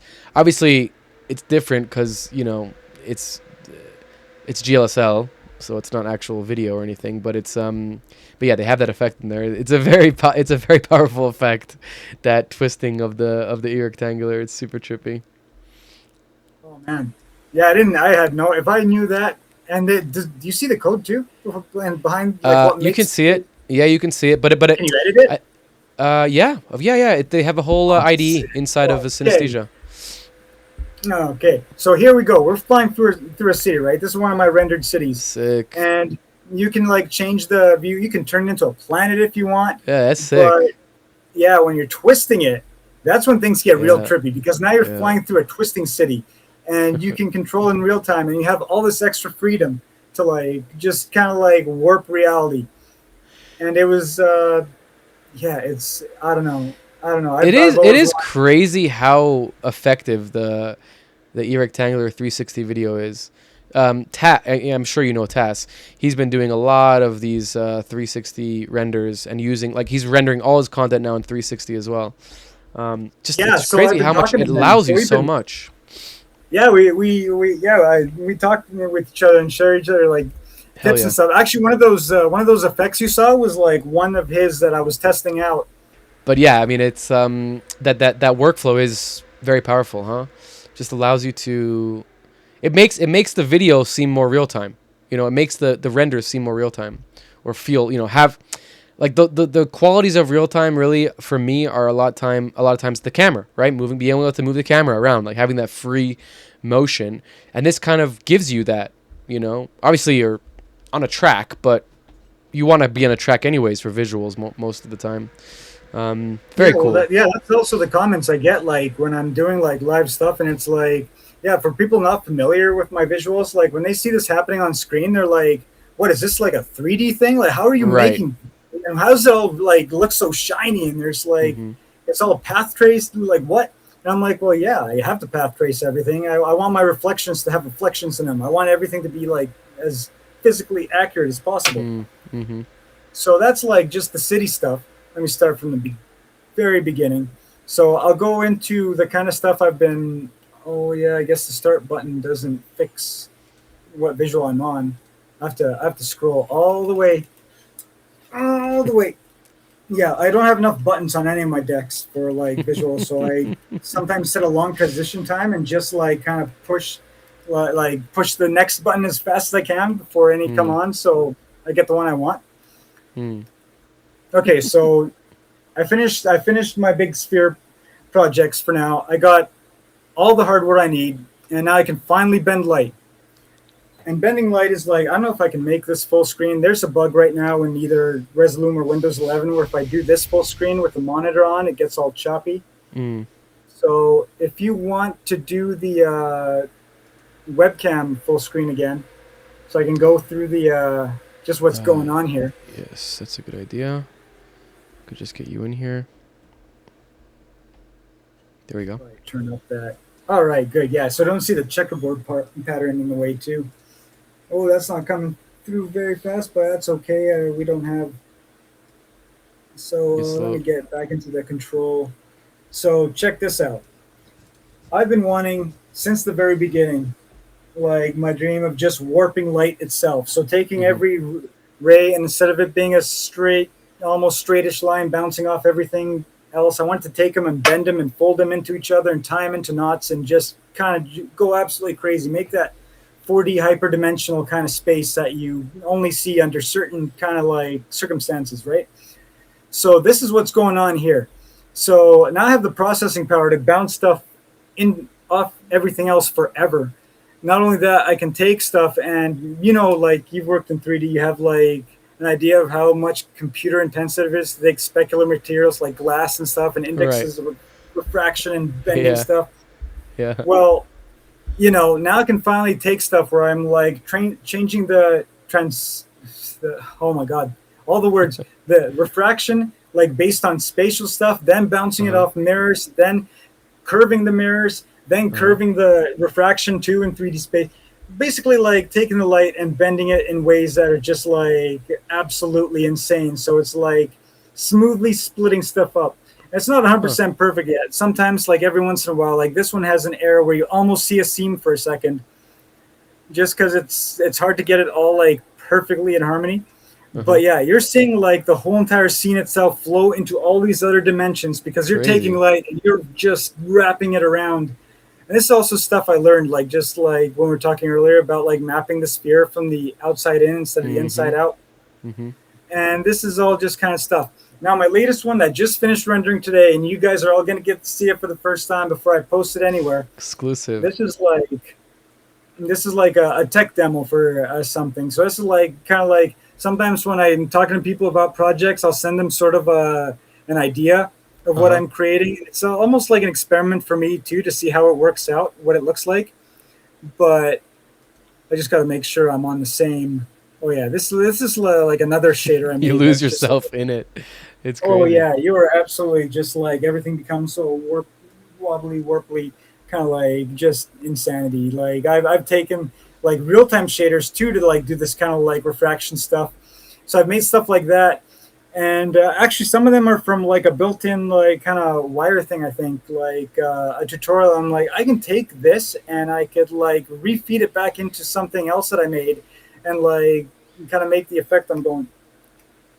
Oh boy, I'm getting too excited talking about this stuff because like I'm going a mile a minute here, but this is like I love it. this is just too good. Like, where did I put it now? This is that's I Oh just shit. dragged like oh here we go. All right, this is the circuitry. So this is the first stage of it. So I'm gonna be right now. You're going through a tube, and this tube is a cutout. What's that thing called? Where you have like it's like a bottle, but the end of the bottle goes into itself. Is it called a Kleinian something or other? Like it's like an impossible shape, but people build this like in real life. Like a Klein bottle. Yeah, yeah. So it's like something like that. I wanted to make with like the bending of light, Mm-hmm. and yeah, like I wanted to kind of have that like going on, like kind of in that space. So this is the first layer of it. So the outside texture is the circuitry. The hole itself is also kind of refracting it, but you get like a kind of like how do I describe the dimensional buffoonery of this? You get like I guess sort of like you're kind of going through a tunnel, but the tunnel like itself is transforming in a way that's not just the texture. So that's the Mm-hmm. effect I wanted to go with this one. And then I want to make another version too, where I flip the texture so the texture is on the tube itself, on I guess the cutout, Mm-hmm. but you're still like it's still encased in like this glass thing where you change your The refraction and bounce it off like the mirrored outside tube back in. whoa. And then I can mix these two visuals and make like sort of a kind of like just something you've never seen before, really. Yeah. Yeah. Like Wow. people are like, Fuck. where's the end of it? Where does it begin? Right. Where Where does does it it end? begin? Super cool. It's Yeah, like and a it kind the of like gets closer to like that indescribable part of like I guess like what people see and like I guess whatever state allows you to states. like see stuff not based on like reality, three Mm. dimensional like kind of spacing. Yeah. I mean, could we take a look into your cinema workflow Yeah. now a little bit? Right. Yeah. Okay, so this is like the main Cinema 4D window. I can't see a damn thing in here because I yeah, it's the real magic happens on the other screen. So here you can see like I have all my different layers set up. So I have 20 lighting layers. The first 6 or 7 are like the circuitry texture. Then I made some custom circuitry textures, and then you get like the outer lighting. Wow. So you get like lights coming in from other places too. So yeah, and it's all like this kind of like the texturing is like kind of like what drives this visual mostly. So let's go into the textures now. So I just pulled up this example. So here's like guys, if you use Cinema 4D and Octane, I want everyone to do this because like you can output way more like then if you're just doing one, you're just rendering an image sequence, a single image sequence of your animation. It's Mm. like, why? All the lights in your scene is just combining it. You can send those out separately into their own videos, and then you have so much more freedom to mix them afterwards. Then there's like render AOVs and stuff too. So let's look at these layers. So I have a sub material or I guess like a composite material. Let me make sure it's still called that because I don't know. Sometimes Octane changes the way things are. I only have like a few layers to this one because I have other composite materials that like have like a mixture of visuals. The main reason I make all these materials, they're all the same, they all have the same properties, is that I have all these lights I can set up with all these different textures. So you saw earlier how the different circuitry had like different, all the different parts were lit up. So I split them all into this and put them all into this stack of materials, which all creates one material out of all of this, and it outputs like, here we're doing 8 different layers, and then on top of that, then I have all these other layers here that like mask the circuitry and make it like so it like comes up as like as like different things for different, like it blocks out different parts of different circuits and animations, so I can have like all sorts of variety just by like swapping all the nodes in and out. And that's one of the simple ones. Now if I go back into this one of these other ones, I gotta Did you make remember that? what material Did you make that I use. texture? That texture Like the comes circuitry? uh oh yeah, everyone should check out this site too, visual6502.org. I love this guy's work. Like he is What the fuck? he I think it's Visual 6502. No, it is. But what the fuck? What is this? This is crazy. So he like actually like maps out chips and stuff and gets like the diagrams, and he has a Super high functional definition. like 8-bit CPU. Yeah, because like one of the biggest nerd things I have a whole motherboard wall. I'm sure you've seen it in my posts and stuff. Like in my living room, I have a wall just covered in all motherboards of like old game systems that broke. Like anything, if it doesn't work, the motherboard goes on that wall, and it just looks so cool. Like I've always loved looking at all the complex circuitry of stuff, and also watching that evolve too over time as we fit more and more components onto like the same space. Yeah, crazy. But yeah, this guy like takes like these things. No, these are And, insane. You can do like a whole like schematics of the chip, and you can zoom in. It's like a vector. What the fuck? This is crazy, dude. How'd you find this? How did you find this website? Oh, because this is the kind of stuff I seek out. And the coolest This is crazy. the coolest thing I've ever seen is that he has like a simulation of these like running, like Right. an 8-bit CPU, and you can program it, and you can see everything light up as it's And going see it through the light up. circuit. Yeah. I'm looking at it. You can press play. It's crazy.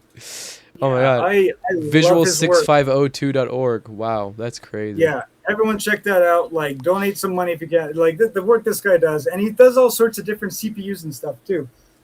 But like, yeah. So when I first saw the stuff, like before I was like doing like kind of like circuits like generatively, and it did not look good. It was like it was too time consuming. There was no way. But this AMD CPU is like a freaking like it's a masterpiece because it's already layered. And I'm like, how can I take this? So I took these masks and I fed them into like a bunch of different things. I can't remember how I generated a bunch of stuff, but it went into Cinema 4D with the it makes splines out of outlines.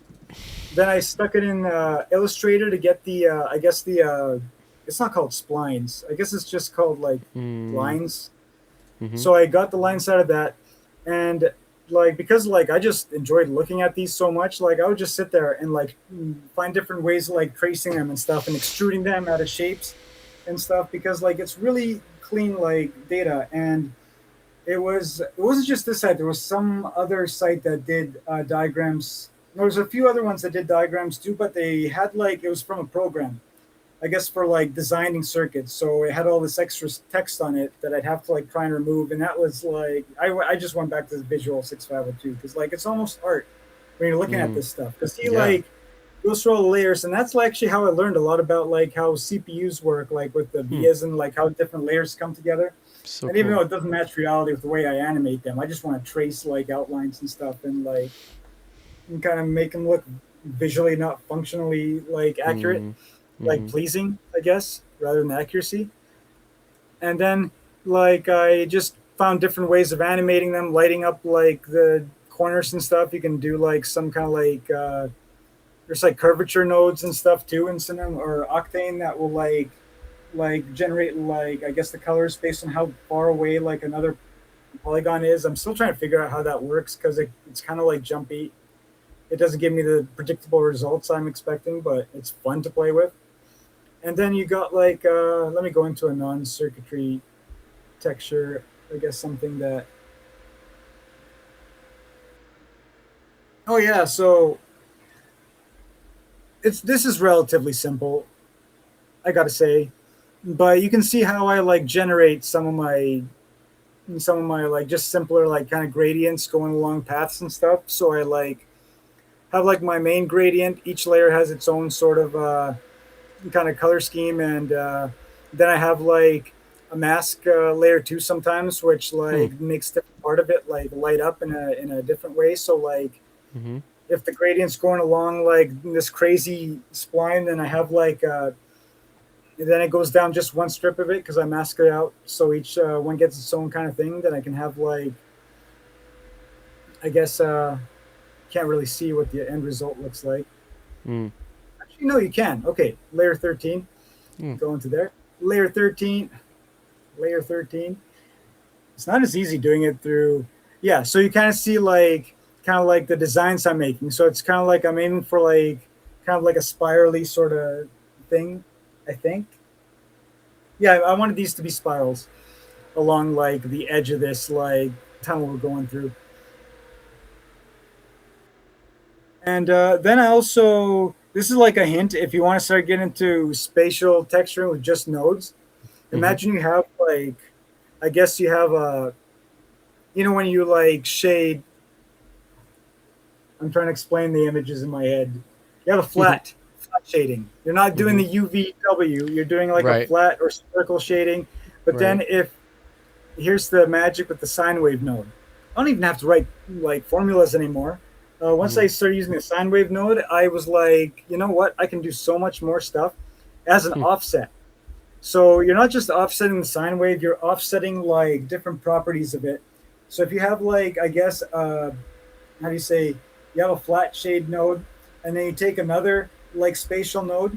So you're going like one direction with the flat shader, and then you take another one from the other direction. You can like squish the entire thing and like Mm. unsquish it back out, and then run formulas on that one, run formulas on the other one. You can create some of the craziest like combinations of like just patterns that are in 3D space, but then you have to find ways to like make them appear in 3D space. You're not just gonna make like a it's not gonna appear because like the way stuff gets textured just in the guts of the program, it's still like a two-dimensional projection on shapes. So you have to make a bunch of shapes to like make them show up, or find other tricks like make the shapes invisible and have like almost like a fog layer, which takes a lot of rendering time. So that's like yeah, a lot of the stuff, a lot of the secret sauce here with at least materials is like you take a bunch of materials, you mix them all together, or you put them all into like I guess you split it all up, and then you have all these like extra lighting outputs that you can access in post, and that's where you Mm. can do all the mixing and fun. And man, that's just materials. Then you can get It's into like scratching the surface here, but it's so interesting because how you look at it, like with the materials. I mean, it's such a interesting place to start. yeah, because like with Cinema 4D, I mean Octane. Mm-hmm. Octane, now you have, I don't have it in this one, so let me try and open like a cat and mouse. Like there are 10 million different. Ooh, I have some. Oh no, that's just like Taurus. That's like, all right. I need to find one where I did the output AOV because that's where like some of the crazy magic happens. Okay, so here's the cat chasing the mouse. This is, you're not going to see anything on the Octane yet. Mm. All right. So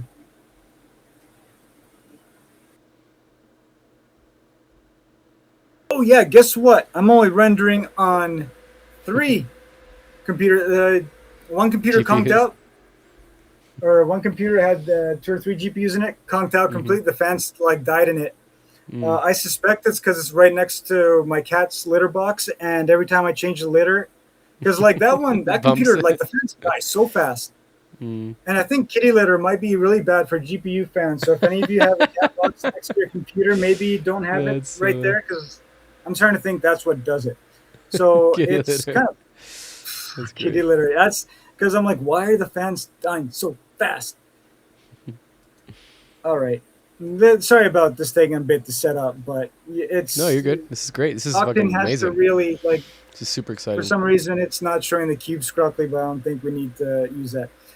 So like, get this. Okay, Octane doesn't only have you like. I mean, I think most programs do this, Mm-hmm. but with render AOVs, you can output also the scene World in level. like different like formats. So this is like the normal map. You get the wireframe. You Mm. get like Wow. the Z depth, which is crazy if you Super want to do useful. some real Yeah. trippy stuff. You can like take that. You can. I'm sure anyone watching, like if you've worked with like these extra things before and the way you can mix them into your visuals, you can do like I got like some UVs, and I guess this one doesn't have that many, but oh yeah, this might be a beta visual, Damn. beta test, but yeah, like you see the freedom you get. Oh yeah, there's like half the stuff's missing here. You get like when you start working like with like multiple layers in mind, you start like opening up like Mm-hmm.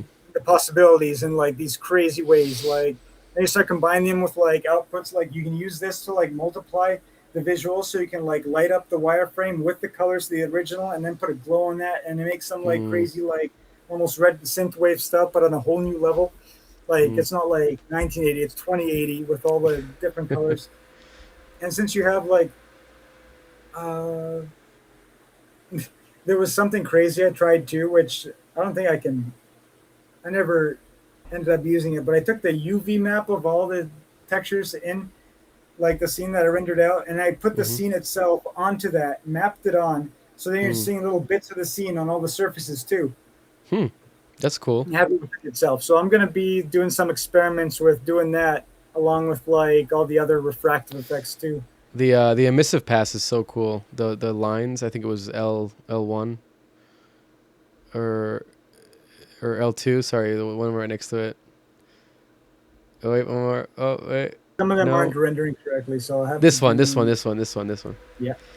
Yeah, super Some of cool. these cubes, oh yeah, you can see it's like totally busted too. So this must be Why? like, It's like you could see the inside of the cube. yeah, unless I like refresh it.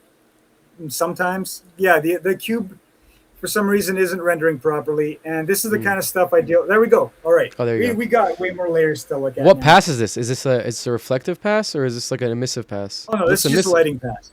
It's just So a lighting lights 1 pass. to 20. All these are all different lights. Gotcha. Interesting. Yeah.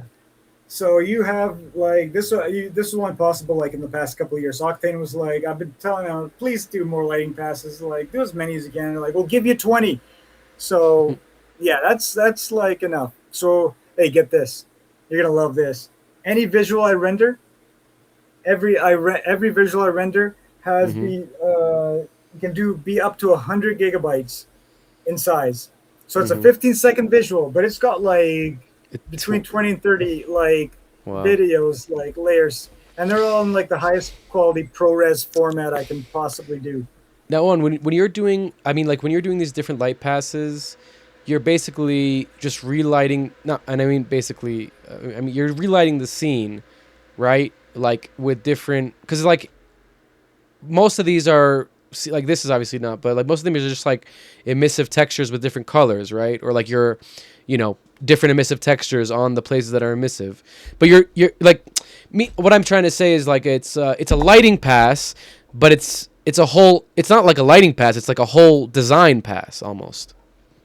Yeah, because before I used Because to you're not just use turning like a lights on single- and off. You're changing the whole look of the scene, Not just with lights though, right? With also with texture and you know, different settings and things like that. Is that accurate?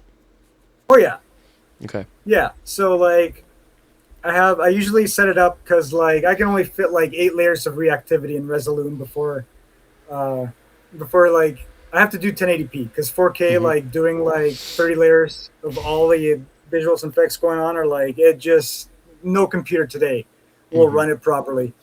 So I split it up usually into like 3 sets of 6, and then I have so you got like 1 to 6, and that's the same texture. The light's coming out. Actually, this one no, this one's different. This is like 6 separate, like different types of. It's on the cubes. Like every different Mm-hmm. part of the cube lights up with a different kind of like 3 dimensional pattern.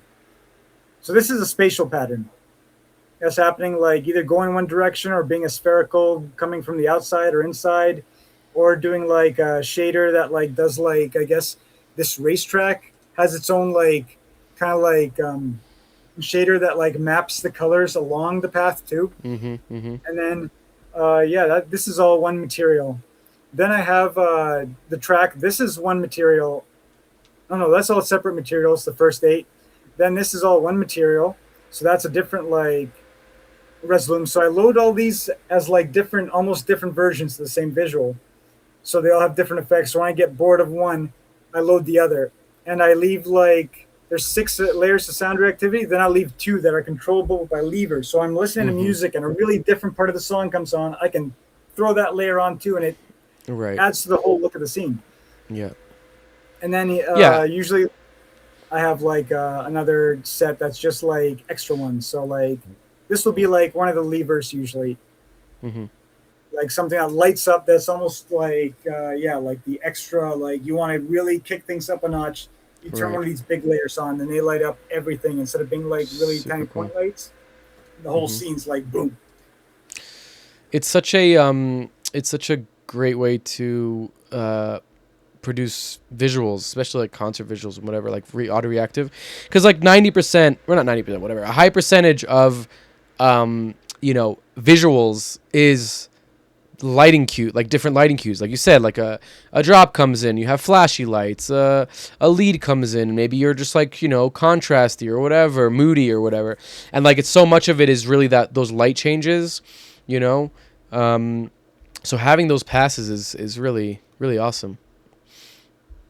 Oh yeah, it is. It is like a game changer because like it's been something I want to do for a while, and the lack of hard drive space and stuff. Like I couldn't really reach this point in visual fidelity without making a bunch of money off my visuals first, because the Mm-hmm. Mm-hmm. amount of hardware it takes is insane. To like just the amount of hard drive space I use. I have like endless like hard drives, like just full of visuals, and I have like as many hard drives inside my computer as I could possibly pack in. And I have like I don't know if I could see like this might be a I need to I don't even know what screen that's going to pop up on. Segmentation where everything is like you know you have everything all set up, but you run out of space on one drive, so you have to start Right. putting in another drive. But then that drive runs, so you start swapping stuff around to fit the things you need to do on the fast drives Uh-huh. versus the slow drives, and it all Uh-huh. becomes a mess. And this is I've rearranged, organized everything so many times only for it to just do the same thing. So that's kind of life with you're making such gigantic files and so many of them. So Mike, could you bring back your camera for a second? I just want to see you.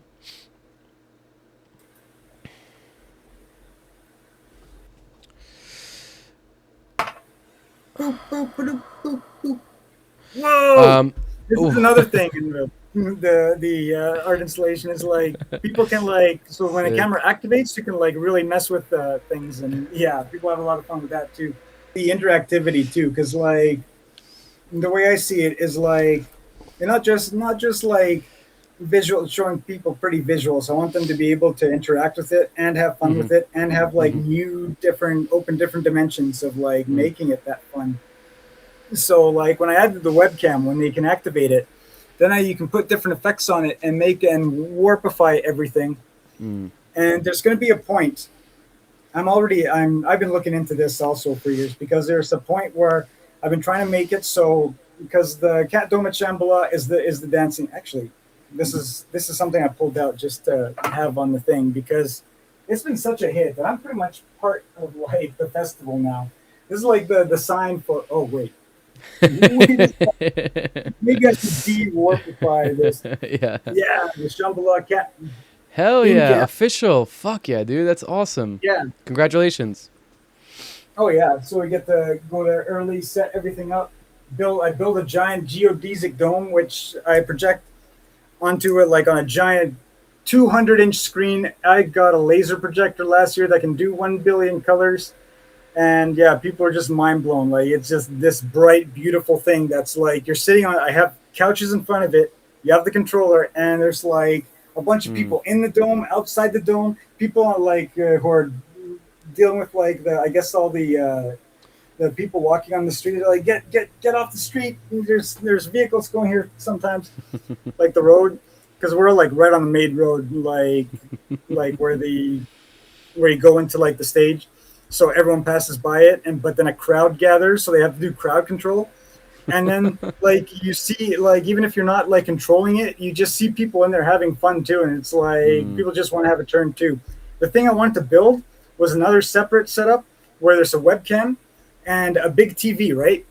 And people are standing in front of the webcam, and it's taking their like body movements and turning them into cats. And it's like You could you do it. know, like Have you been looking into it? But you could do it with MediaPipe. Do you know MediaPipe? no, I was looking at doing it with like I guess the Xbox Connect sensor, and like I was watching That's videos of people doing it, and it was like you could do it yeah. way easier these days.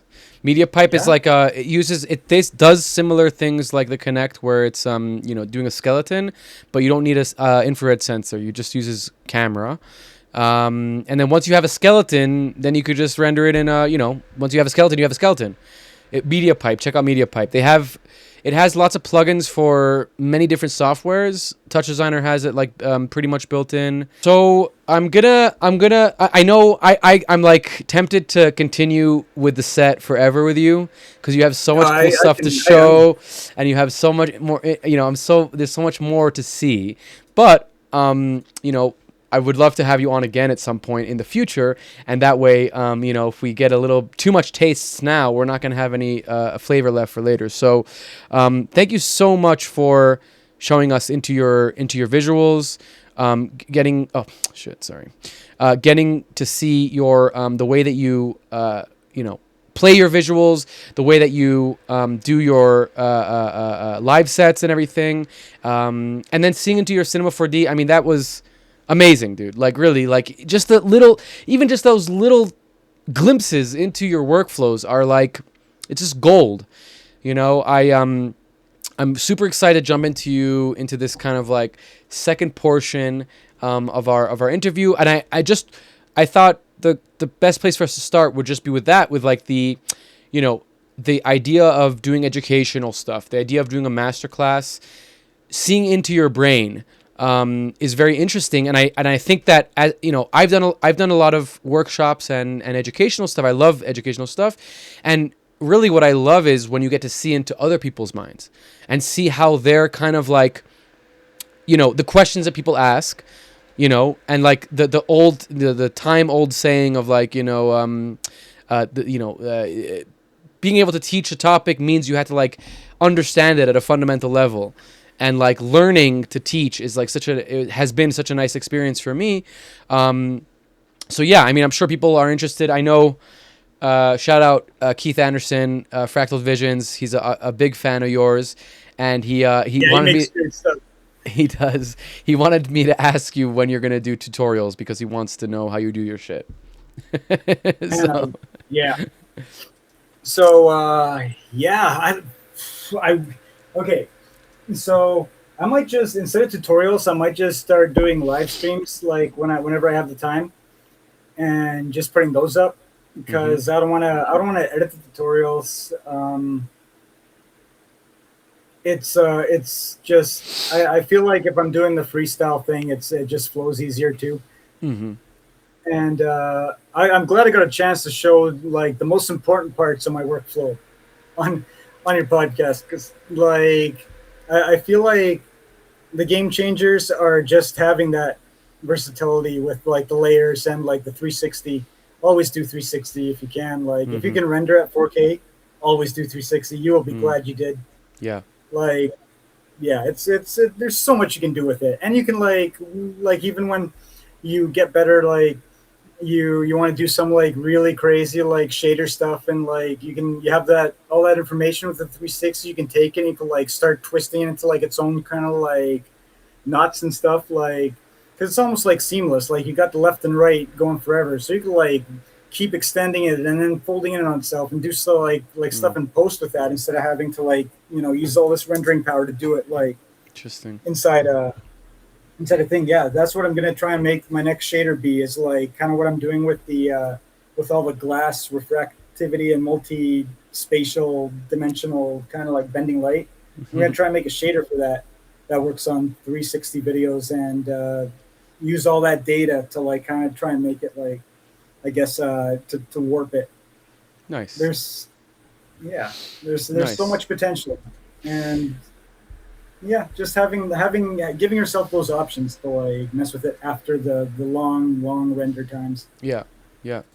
Yeah, I think you'd benefit a lot from that. And it's also like, you have a community, but you want to curate it in a way that's not just like I'm not saying that you do. I'm saying one would want to curate it in a way that's like a more interactive kind of thing, where it's like there's that feedback, right, that that we want to get. Is like one thing to give people visuals and have them use them and be in that space, but it's like a little bit of a one directional, right?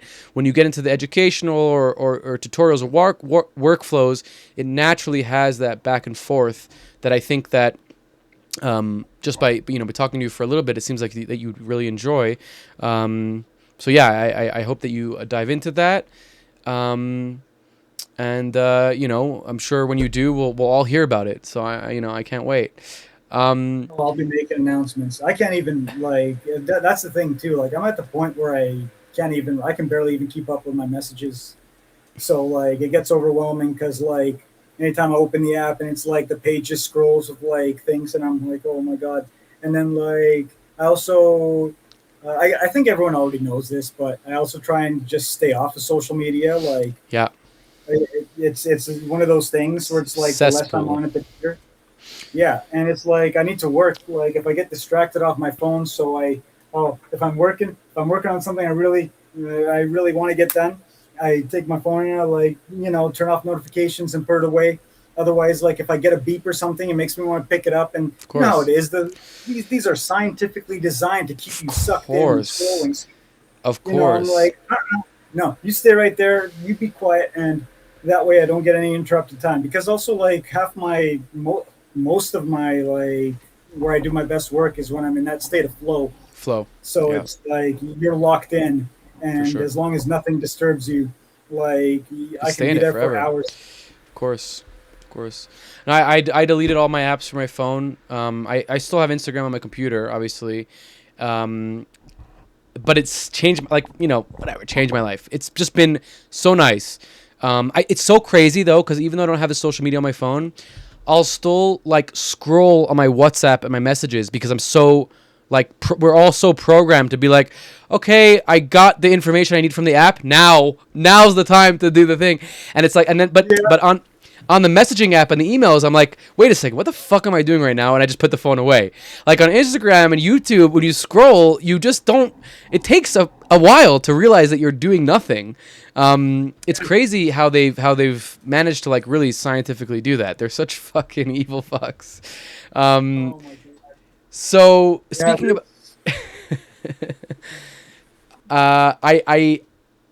I want to ask you. We kind of spoke about it a little bit before, um, but I want to dive into a little bit more because I feel like you're probably a very interesting person to talk to about this. But when it comes to, mathematical formulas, fractals, curves, noises, etc., and you do a lot of fractals with Vectron, right? In Octane. yeah. So when it comes to all these things, you know, they're a means to create beauty, and there's something inherently human in our consciousness that kind of like looks at and sees these mathematical things and finds beauty in them. And you know, I don't want to shift that into anywhere. I want to hear what you have to say about that. So yeah, like what is it? What is it, dude? What is it, man? What's the math, bro? I can only speak for how my brain works and what I see when I'm visualizing it. So it first started with like the graphics that when I was a kid. When the first that's the first point is seeing like, you know, the graphics when you're like rotating stuff on a low resolution and seeing them all rearrange each other. I'm like, that is the most beautiful looking math I've ever seen. And I could stare. I used to stare at that forever. If any game had kind of like a rotating thing that you didn't have to, like, you could just look at, I'm like, yeah, I'm locked in. I'm looking at that. This is the best thing to ever watch. And even like just walking slowly in Doom, and watching all the walls and all the pixels just ripple in that beautiful, organized way is just, I don't know. There's something really like visually appealing about it, just to me. But then there's like, I guess like you remember Milk Drop? Of course. Yeah, I I actually have a note of that here for somewhere, but I didn't bring it up. I love Milk Drop. That was crazy, huh? Like, What was the other one? like, how do people come up with this? Oh, Geis and R4 and G No, no, Force. no. It was like a. I know, like it was called Android's Dream of Sheep. Like that's like the. Oh yeah. You know what I'm talking Yeah, about? Electric Sheep. Electric Sheep. Electric Sheep. That was fucking. That was like fractal. It was like those. It was like 2D fractals. Yeah. Electric Here's Sheep. an unpopular. Here's a hot take. Okay. Here's a. You're probably not going to believe this, but I did not like that. I couldn't watch it. You know Interesting. why? Why? Because like it was compressed video. It was so compressed. Mm. And I have a real sensitivity to, I guess not mainly compressed video, it's frame rate. Mm-hmm. Like if I'm like watching something, like movies are okay. I can deal with movies. That's fine because I watch those all my life. I can put up with it. But if I'm playing a game and it's like 30 frames a second, I'm like, You're out. You're If done. I'm watching like visuals and they're like anything less than 60, it like for something created on a screen with computers, like I want to be seeing it in like full Fast. motion. Yeah. And that's my next frontier too, is like super high frame rates, because like most of my stuff maxes out at 60. I mean, there's no platform that can do 120 that I'm aware of. No. But I have 120 hertz visuals ready to go. So like Some projectors can do 120 hertz, but there is like a redundancy at some point because your eyes just can't pick it up. Like your eyes can pick it up, but there's like a I forgot what it is, but it's like there's like a middle ground where, well, maybe what was I reading about that? There was like something about that where it's like you can perceive the high refresh rate, but you're actually, you know, like how peripheral vision isn't really there, and your brain's like making it all up. So like there's something to do with frames that your eyes can see a certain amount, and everything in between is like interpolated or whatever, however brains do their thing. But then again, you have gaming that goes up to like 240 hertz. You know, you have these crazy refresh rate screens, but I don't know. There are some projectors that could do 120. I just don't know. I wonder how it would feel. You know, would it feel better than 60? Maybe. absolutely. Probably. Not Yeah. with the visuals Probably. now. It would have, because like I'm all about like the high speed throughput of like just blasting people's faces with visuals. Like I have a friend who does like really fast drum and bass sets, DJ Moses. I put those sets I do visuals to on my YouTube just for anyone who's curious and wants to see me at my maximum power. But I crank everything to speeds that are absolutely ridiculous, and I'm flipping the camera around and I'm just going nuts, because it's like almost like I love that sense of like just really fast moving data and like what I couldn't have done before. So like when I do, like I can finally do 120 hertz with my live visuals on this laptop, but eventually like when I get access to be able to like post like 120, 240 hertz visuals. I want to like have ones that are like you're moving through a scene so fast that it's like unbelievable, but you still see like the detail of everything going by. Right. You still see everything. And, There's no like, motion blur or whatever. there's no motion blur. There's no like jumps between like the positions of like the things that are closest to you. That's the kind of like thing I dream of. So Interesting. like I guess yeah, like I don't know if it's just my brain or if anyone else gets this. Like if the screen is flickering a lot, I see that. TVs I can almost see that. Like there's the The sphere. scan line. Like if you're inside the sphere, they have like the fans. You know those spinning Yeah, fans yeah, with yeah, the yeah, yeah, yeah, yeah. Yeah. The yeah holographic fans. I hate those. and yeah, like there's something that makes it because like everyone else I know can look at them fine, but when I'm looking at it, like it starts getting like especially because there's a lot of them and they're all like kind of like moving at different frequencies. It starts becoming like a like almost like it starts hitting my brain in a really weird way. And it only I think it happened the day I was there because I was also like I had drank a lot of coffee too. And I'm like, this is so weird because it didn't look like this last time I was here. And I'm like looking at them and they're like, and it looked like almost like glitchy. And it looked like I almost felt like I was going to have a seizure. It was a weird feeling. Never felt that kind of thing before. Interesting. And I'm like, that's interesting. Interesting. And like my wife was looking at it and she was fine. Everyone else was looking at it because we were doing like a photo shoot kind of thing in there. And I'm just like, is it just my brain that's a little just doesn't want to accept it? Doesn't want to like it's like no, this is like it's not spinning fast enough or something. Yeah, And I mean, that's why, like, your brain is has been trained to see interpolation and frame rates. No, I mean, come on, you've been. yeah. But Yeah, Mike, I look tell at me this, about the math before we, I don't want to move on for this topic. Why is math beautiful, and why is math, like, okay, why is math beautiful is the question. Why is math so beautiful? Why are we inherently, when we look at a pine cone, when we look at a fucking rock, when we look at a waves, or the noise patterns of wind and all that shit, why is it beautiful?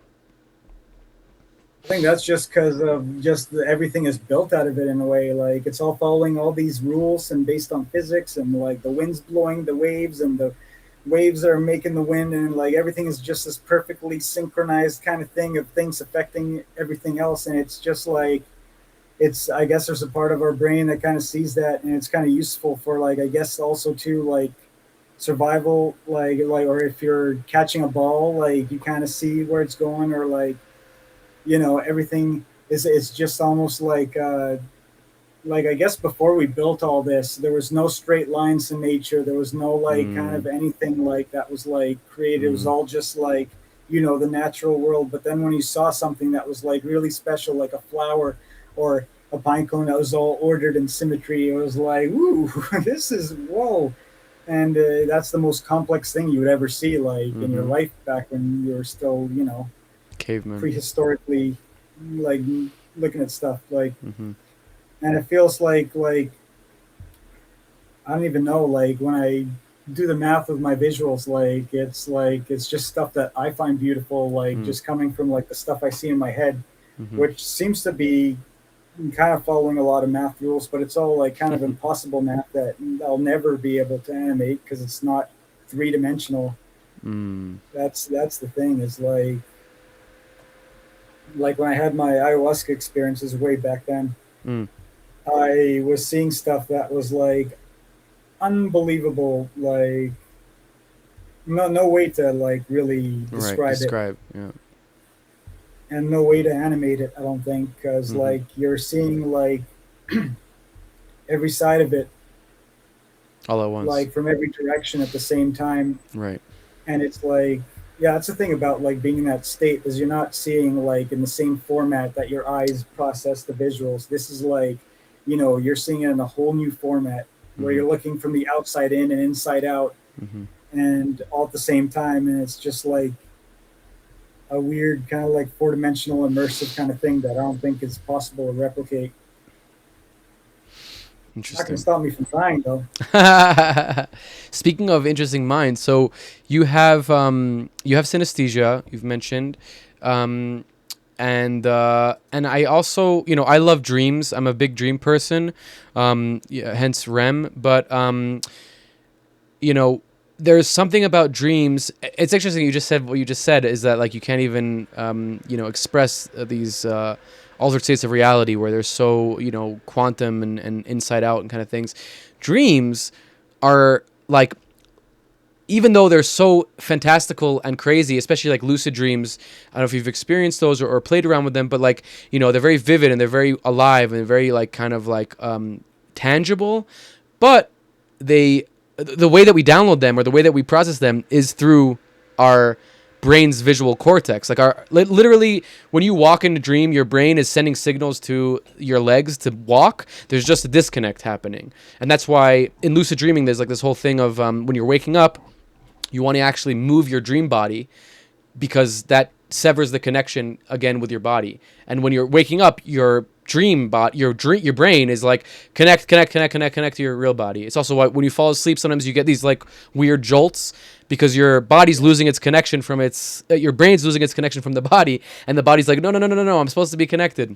And then when you dream, your brain is sending all these same signals, it just doesn't connect. So when you see things in your dream, you're seeing it the way that you would see it, the way that you would see it when you're awake. But there's this fantastical kind of like weird element to it, obviously. So yeah, I mean, like, what is your experience with dreams? Like, and the synesthesia that you have, is it overpowering? Does it give you like anxiety? Does it something that helps you in your life? Like, what has been your experience with that? I can go on for dreams. That's also another topic too. Lucid dreaming. Okay, most people try and fly. I'm like sitting there. As soon as I realize I'm dreaming, I'm like looking around. I'm like, this is really well rendered. So I'm like, I remember one dream I had. I was like playing with the stereo, and electronics don't work in your dreams. Don't even try.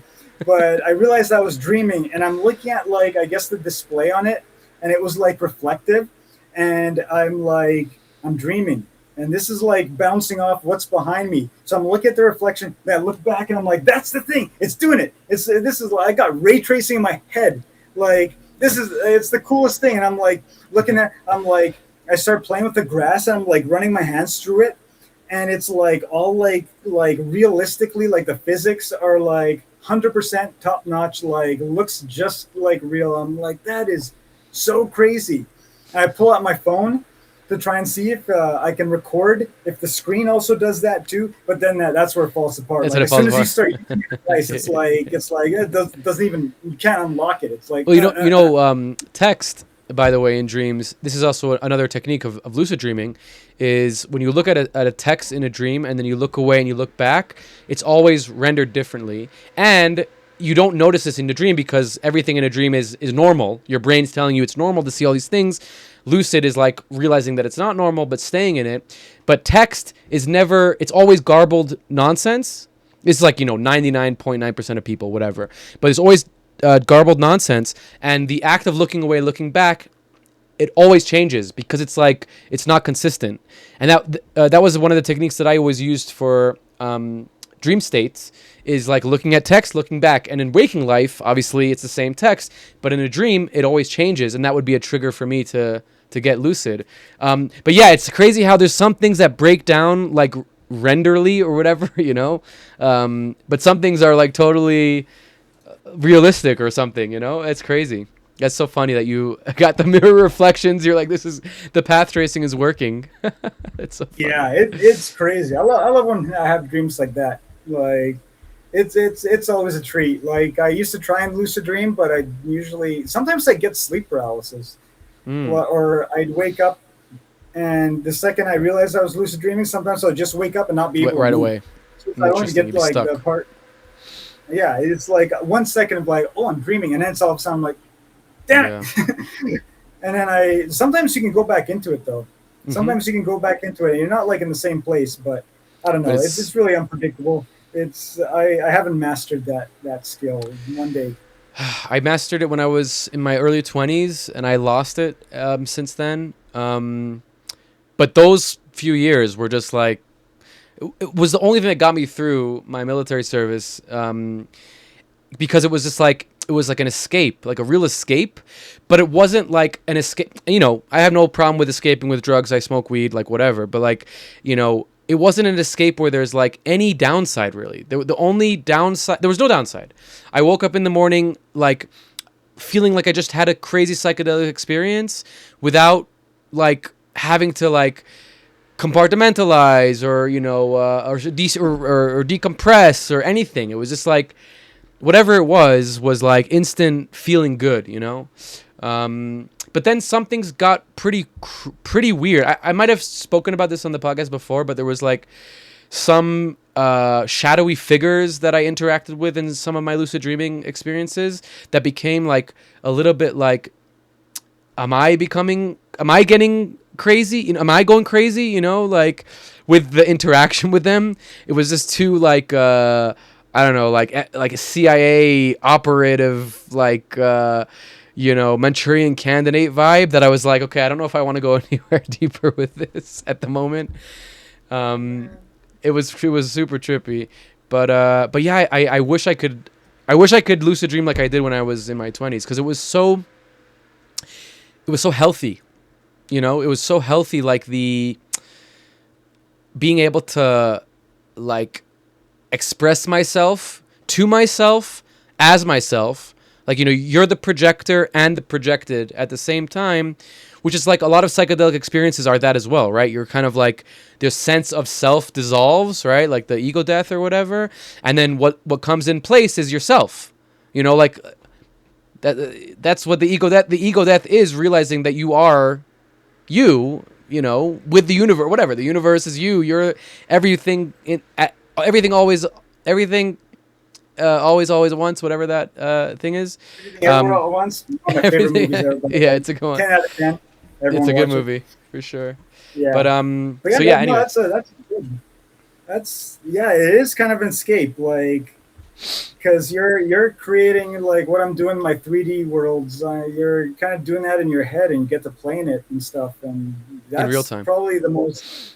Yeah, I wouldn't call them psychedelics an escape. Like a lot of people use drugs to escape reality. I'm like, with psychedelics, no, you're getting unfiltered. You're getting reality hitting you right in the brain. Like you do psychedelics. You are like, if you're in like a stressful situation, if you're like, you know, in a crazy crowd, like at a festival, and things are just too much, like that's reality just like becoming too much. Or if like something like intense happens, it could send people into like bad trips. It's not. It feels like psychedelics, instead of being an escape reality, they just take off all the filters, so experience it in its raw, purest form. And that's why it's so nice to do them. Like, if you want, you got to get out of the house and do them in nature, because like there, you're just in this calm, peaceful, like you're surrounded by things happening. Yeah. And that's like a true connection. So there's no escaping from like, oh, you're surrounded by trees that are all like, everything's like, you're watching everything, like the whole mathematical beauty of like everything, the wind going through them, and like all the insects doing their things, whatever little things they have. And it's like, yeah, this is like things. And then like, that's just the outer reality. And then your inner reality, you're not escaping from any like things that are like, you know, bothering you. Like, you're going to have a bad trip if you try and just not think about, like, if there's something that these psychedelics are like bringing out in the back of your mind that's like, you know, it's like, oh my God, I'm a terrible person. Why did I think that, or whatever? Instead of trying to like be like, ask yourself, why did I think that? Why am I feeling like that? You know, that's where the actual, like, instead of having a bad trip, you kind of figure stuff out. And yeah, I mean, I'm just so happy that they're finding this with all the research going on, and like all the therapy they're being used for. That's we're living in a pretty cool time. Definitely. With all the crazy shit that's going on, at least we have something to hold on to in that sense. What do you think about the collective consciousness? I've heard you speak about like dreams being prophetic, or like precognitive kind of ideas. Do you subscribe to like a god or some sort of thing? I feel like there's definitely a level of reality that's above this one. I'm not saying the universe is a simulation, but there are just certain things that happen and certain things you see that's like, how did that happen? Like, you have dreams. Everyone has dreams where like they dream about something before it happens, and then it happens. It doesn't usually happen in the same way, but it's almost like you're getting something from somewhere that's like just outside of time. Mm.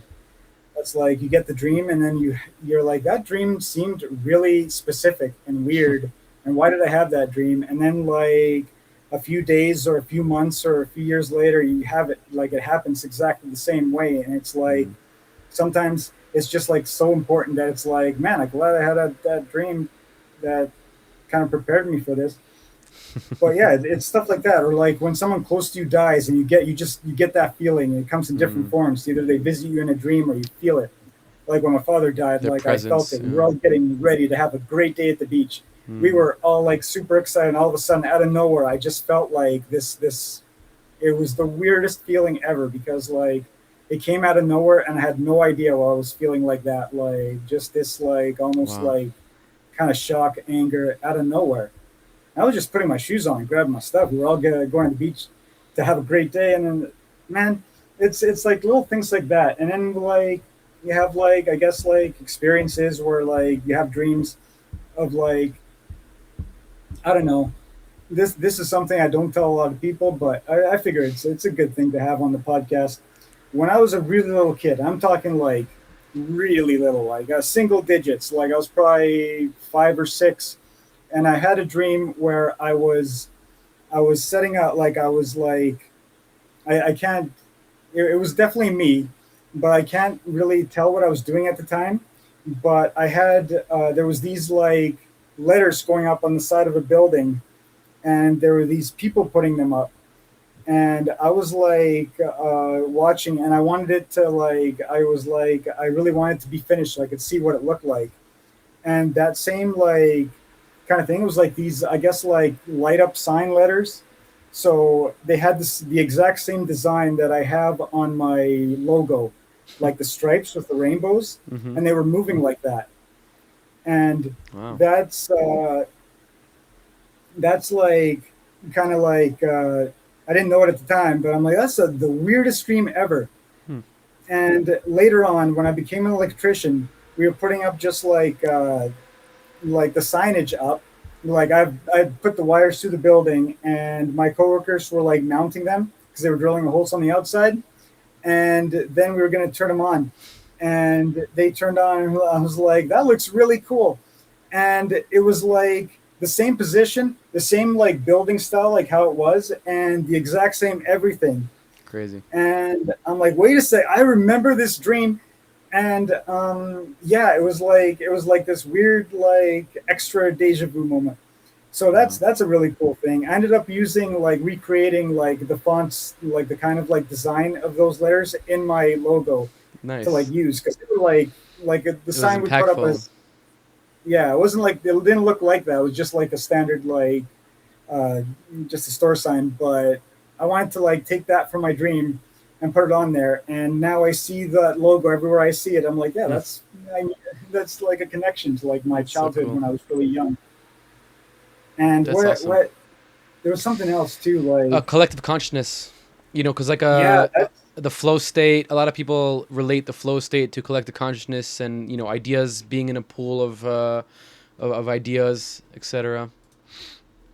yeah, like I absolutely like I'm a science nerd too. Like I look up, I kind of try and figure out as much as I can about how everything works and how the world works and stuff, and I try to understand quantum physics and all this really complicated stuff I never really went to school for, but I really just like learning about it. So I Hmm. try and stay away from anything that sounds like too woo woo because I feel like a lot of people just try and like state it like this is how it is. This is the You know, fact, yeah. this is what it actually is. And I'm like, well, how do you know? You Hmm. know, I like to look at like the edge of what science knows and see what's just past it. What things are we like I starting love to that. like kind of discover? Hmm. And I mean, there's just so many like little odds and ends that I don't even know how we test for them. But there's some things like that happen that you're just like, why did that happen? Like sometimes every now and then you'll get like, do you ever get like the you start hearing ringing in your ears? Yeah, all the time. Like not even a ringing. I just get like a high pitch, or like a like I always thought it was like a pressure change, but like like I'll get like a not a flutter, but like just like a. Yeah, it sounds like a little bit of like like that DMT carrier wave sound that people talk about. Yeah. So, and Interesting. if you, yeah, every time I get it, I try and kind of like see what I can do with it. Because some people say, and I can't take anyone's word for it until I experience it myself, but some people say it's like a message from somewhere. It's a message Wow. from either like the outside, the consciousness, Crazy. or like the future, whatever. So I'm Okay. like trying to sit there, and one thing you can do if you ever hear it is to try to like, I guess, like try and hear it harder. So I'm like almost like your brain is making the same sound, and Hmm. it'll get harder. And then you try and like see the feelings like it gives you, and Interesting. yeah, Like that's download the something. message. No, Yeah, download the message. uh, Sometimes you get that's something pretty like it's woohoo, like Mike. Okay. yeah, No, I'm joking. but I'm it's a joking. woohoo that I Thank you. experience. Fun. Yeah, So it's a then fun it's one. like It's a. yeah. So I haven't like sometimes you'll get like I don't know like sometimes when I get really stressed out, and this is me too. Like I push myself to the edge of burnout. I'm always like edging burnout. Like I like you remember those old like Insanity Wolf memes? There's like bite off more than you can chew and then chew Yeah. it. Yeah. Yeah. It's like it's how I just kind of ran head Mm. first into like this visual stuff, and like like kind of accepting jobs, and like I just tend to always bite off more than I can chew and try and Mm. chew it. And I mean, I usually succeed, Mm-hmm. but it's just it puts myself in a state of like, and I mean my wife sees it too, like just me being so frustrated with the damn computer and it breaking, and it's like it's a high stress kind of like you're always like kind of like on like in a fight or flight kind of mode. And I guess one of the messages I got, one of those like it was buzzing really bad, and I thought it was almost tinnitus at that point. I'm like, Mm-hmm. is this like becoming tinnitus or something? Because it's really loud. And I am like, okay, I'm gonna just try and do the thing, like kind of hear it harder, kind of make my own mind do that at the same Do you frequency. make the And sound? You make the sound at the same frequency, kind of thing. I don't make the sound physically. You just I you just think kind you of just like try and focus on it. You fine tune sound. it. Yeah, like kind of like almost like go along with it. And it was hard to describe it, but it was like the message I got was chill out, Wow. chill out, chill out, like just like, and it wasn't like words, it wasn't Right. Right. But it's a feeling. like a thought that came out of it was just like the feeling of Yeah. like it's like just something. It's like if you were to come across that thought naturally, but it was like a very sudden thing, and I'm like, That's so okay, cool. It was actually that's your why I wife's. decided It was your wife standing behind you, just going like, "Chill to out." stop doing Stop. stressing, Yeah, stop just it. doing too much at once. And yeah, in So. terms of other things, I like talking about like what reality could be and stuff, and Mm, it's a really weird thing because people like the simulation theory is a cool one, like freaking uh the whole Berenstain Bears dimension. Mandela effect. Yeah. Yeah, so Yeah. like that kind of stuff like really blew That my mind shit. because I used to That go shit to is. Berenstain Bears. That shit is so weird. The Mandela effect, like when it's like global, like when it's everybody together, is so weird. It's like such matrix glitches, right? Like that Yeah, you can't say wait a second. But then even if it has been like that the whole time, then it's that's the like, thing. so are all our memories like kind of synchronized in a way, like, and they all got it wrong in the same kind of way? Like, that's an interesting thing. Or when That's they always do what it feels like, like to me. It's always feels like, the collective consciousness. I know it's like, whatever. But it feels like to me a lot more because like the simulation, you can't argue against it, right? It's very possible that that is a simulation. And also, like, what is a simulation? Everything is a simulation, really. Like, even if reality is the only reality, it's still simulated, right? Time is not your linear. brain's Like, creating the reality, it's yeah, simulating like reality. exactly. Like, things already happen, things are happening, etc. Time is not, so it's like simulated. But I feel like the ancient knowledge that humans have, that we as digital, nomads or not nomads, sorry, digital like frontier people sometimes forget about like all the ancient knowledge that is existed for, how long has digital been around? Less than 100 years, computers, 30, 40 years. Okay, whatever, Turing machine, whatever. But I mean like digital computers, like we forget that like there's like knowledge from thousands of years, maybe even more, that's like that talk about what it all is and talk about like, and each, I'm sure you've maybe not with a woohoo, but like I'm sure about like all the ancient civilizations, and even without the ancient civilizations, all the religions, all the major religions, all the smaller religions, they all have the same stories. They all have the same concepts, the same like, when you really go down to it, not even like the Abrahamic, just like even between all of them, when you go down to it, it's the same shit, it's the same shit. And that always reminds me that's like, it feels like there's something that we already know that we're kind of like obfuscating, or like, being like, no, it's really this, or science has shown us that it's actually like this. And, like all the quantum stuff is literally what like spiritual teachers have been talking about for thousands of years, like, now we're just kind of like bringing it down into like the actual raw nitty gritty numbers and like being able to like, understand it more. But yeah, I mean, that's just kind of like my take on it. I like to believe in reincarnation. I don't know how it works, or I don't know really subscribe to any specific type of it. But it's like, just like, living the life over and over again, maybe, or like, ticking off little like quantum universal things and coming and doing it again, or I don't know how the mechanisms, but that feels to me like, when you meet somebody and like there's like this kinship, or like, old souls, young souls, or even just in yourself, like I feel a connection to not just my ancestry, right, which is like inherent in my DNA, but like something else that's like something that I can't put my words into. It's not my physical ancestors, but it's something that's like tied to me that has happened before, or is going to happen again, something like that. It's hard to express in words, but it's like something that's very clear to me, that's outside of DNA, that's like, either reincarnation or a soul memory or something like that. Dude, man, I could get into some of the silly I do it. It could be real, but this is like just experiences with that I've had, like, because like all these different ways of accessing like higher parts of your mind, like through psychedelics, meditation. Those things have been around like for thousands of years. So people were definitely like kind of catching glimpses of like what is beyond like reality and beyond the senses. So whenever I had some like, I guess, yeah, ayahuasca is like a like on one ayahuasca, because I went to like a full shaman, like he was fully trained, he did all the things, and like he plays all the instruments, sings all the songs. Yeah. He's so good.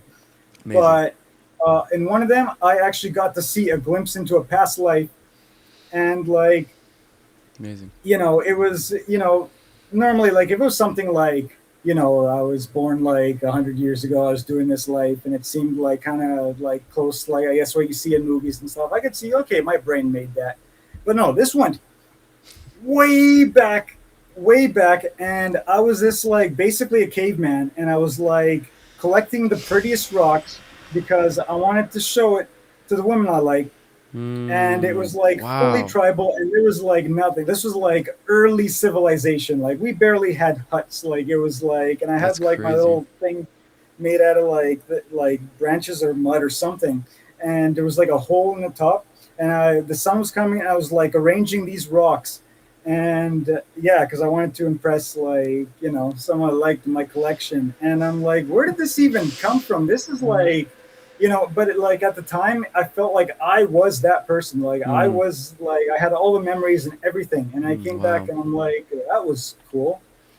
And then there's like, I guess one of the very first, because I had experience with psychedelics back in my earlier, like, not in my party phase, but like when I was actually using them to like, fix my life, kind of figure stuff out, because you have to know yourself. You have to know how, like, you know, your mind works, your self works, how all that comes together, and how to stop like sabotaging yourself if you're like, Mm, you know, if you're falling into like, I guess, patterns. You got to break out of the patterns, like mm, unhealthy habits and stuff.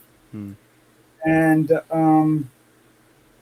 there's a point where like, you know, the ego loss, the ego death, like there was a really insanely powerful like DMT trip I had that kind of changed the course of my life mm, and got me into started like that's the reason I started making visuals is like wow. that's what I wanted to get out. I wanted to recreate that, Mm, and it was like this is impossibly beautiful. Like there's no mm, way to like describe this in math.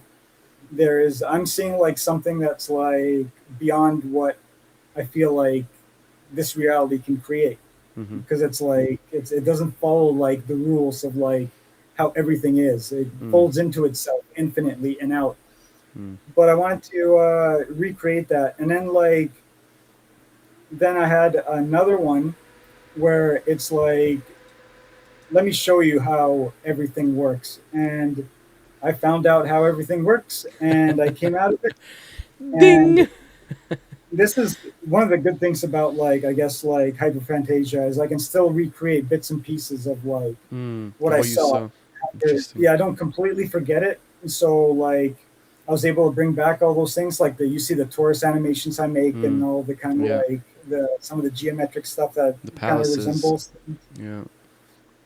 Yeah, so I was I guess I was given a glimpse into how like the reincarnation and the whole thing works, and it was like a crash course, like really, really, really fast, like, and it's like hard to keep up. But in that state, it's almost like you can see it, like you know, you're like you already know the lesson, but you're watching it happen, and it's like it feels like I guess like instead of being separate, it's almost like a fork. I was shown it as almost like a tree, and you have like the roots, and you have like the branches, and it's like almost like shaped into a torus, and you go from one end to the other, and then Mm. everyone's like I guess it's not like a network. It's almost like this is I'm butchering it. There's no way to describe this in words. No, of course. I'm This is beautiful. guru No, now no, please because continue. It's beautiful. there's an only way, yeah, to interpret it with like what it was. But like the branches branch out and branch out and branch out, and the collective consciousness is the root, and the end of the branch is like its appendages. It grows to like be in reality to experience reality. And you know when you meet like different people, but you see like there's these two of your friends or two different people, you know, they're kind of like they have the same kind of like it's almost like they have the same kind of soul. It's almost like they're on the same branch. They meet another set of people and they're almost in the same branch, and so it's Mm, like kind of like a division of like kind of like everyone kind of goes back into their like main mm, branch that goes back into the beautiful. root, and then all these different branches kind of like go like have different life experiences, and even though the same two people are on the same branch, they have a wildly different experience to bring that back into the source. And it's and reality itself is like this fluid kind of thing where it's not like a beginning and an end because time isn't really flowing forwards to back. It is like from our point of view, but it's like a video file that's already happened, and you can loop back in on it at different times and Just different scrub, lifetimes. scrub through, Yeah, scrub through the eons of reality. Why not, yeah. right? I So, mean, what is light? Light is so that like yeah, you have light like transfer. if you want to think of like for just like this whole thing's sake, like as a simulation. So reality is a simulation, and Mm, it's like a video file, or it's more like a video game. But like even though we're in this very moment talking to each other right now, because we're experiencing reality through like our mind that's almost creating like the path that goes forward into reality, like that quantum kind of like dimensional you shift dimensions. mm-hmm. So you go like god, this is so hard to like because I'm just translating from No, you're riffing. This is like great. This is fucking great. indescribable kind of like Um, but then like we'll have this conversation, we'll have this podcast, it'll end. But then my future, the entire world's like will go differently than like your future or whatever because it's always constantly being made, and we're all flowing through like different like like paths just based on like I don't know. I don't know how we. I don't know if there's like a level or like character creator. Like before you start this game, you choose like all your stats or like that'd be where you fun. start. It That'd feels be like, fun. and that's like the thing too is like when you like achieve these like going to that reality, that level that's like just outside of this one is you're accessing like kind of like the it's like you're taking off the VR headset Yeah, or and like I know what you mean. Like this when is you go so on the on the familiar. This is where I'm from. on the boundaries of the level, when you go out of the boundaries of the level and you look at the level from the outside. You know, like in the old video games, you could like jump over like a level boundary, and then like get out of the game, but you're still in the game, kind of thing. Yeah. Like and you're in that and you see not only like the outside of level but you can sometimes you get to see like what's going to happen next Right. what you see kind of what happened before what could possibly happen there's different paths that could happen it's all like and yeah you can't really do anything with that you're just getting a little sneak peek like you're never going to get like full answers you're just going to Mm. get like mostly like kind of like little hints and just more Mm. questions Mm. but I think it's a cool thing to like kind of like think about like what if yeah like that feeling you get when you're home from you feel like you're home when you're in that space Mm. it feels so familiar even though it's like unlike anything reality could Yeah. ever like Give give to you you. and Yeah. it's everything's past your senses you Mm. don't need ears or eyes or anything you're just in it you're part of it Mm. and it's a real interesting to think about it's like that's the woo part. I don't even know if it's woo because, like, I mean, maybe one day science will be like, yeah, so like, we Here's the found new door. forms. Yeah. Yeah, there's like Here's your we're character communicating creator. with people. You can like set Yeah, up your next life. but yeah, so, it's all like that's kind of stuff I like hearing about because like I guess so whenever I hear a new idea too is like if someone comes up with a new idea and it's like okay this is really interesting but first like the first thing I always do is always try and like find like things about it to poke disprove it holes. Yeah, so I don't like kind of waste my time going down a rabbit hole and then for finding sure. out oh wait this is all like all Especially discounted and stuff. nowadays, the most recent one was the those things they found in the pyramids, under the pyramids. They did these scans. They did these scans, and then you look into it, and like the scans that they did are like not even real things, and like they've never Yeah, tested it before, and they're just visualizing data how they want to. It was like, oh yeah, fuck, yeah. That's it the looks so thing. promising. Once you start getting into it, it's like you can already see like, oh yeah, this is not going to go anywhere. This just sounds hokey. But then there's like some real cool stuff, like the dogs that know when their owners are going to come home and they did the experiments. That one's real fascinating because it's Super cool. like, Have you yeah, heard? Have you heard? Sorry, I want to jump into a different one, but you just reminded me about something. Have you heard about this experiment? This is something that I, as a long-haired person, was very into because of.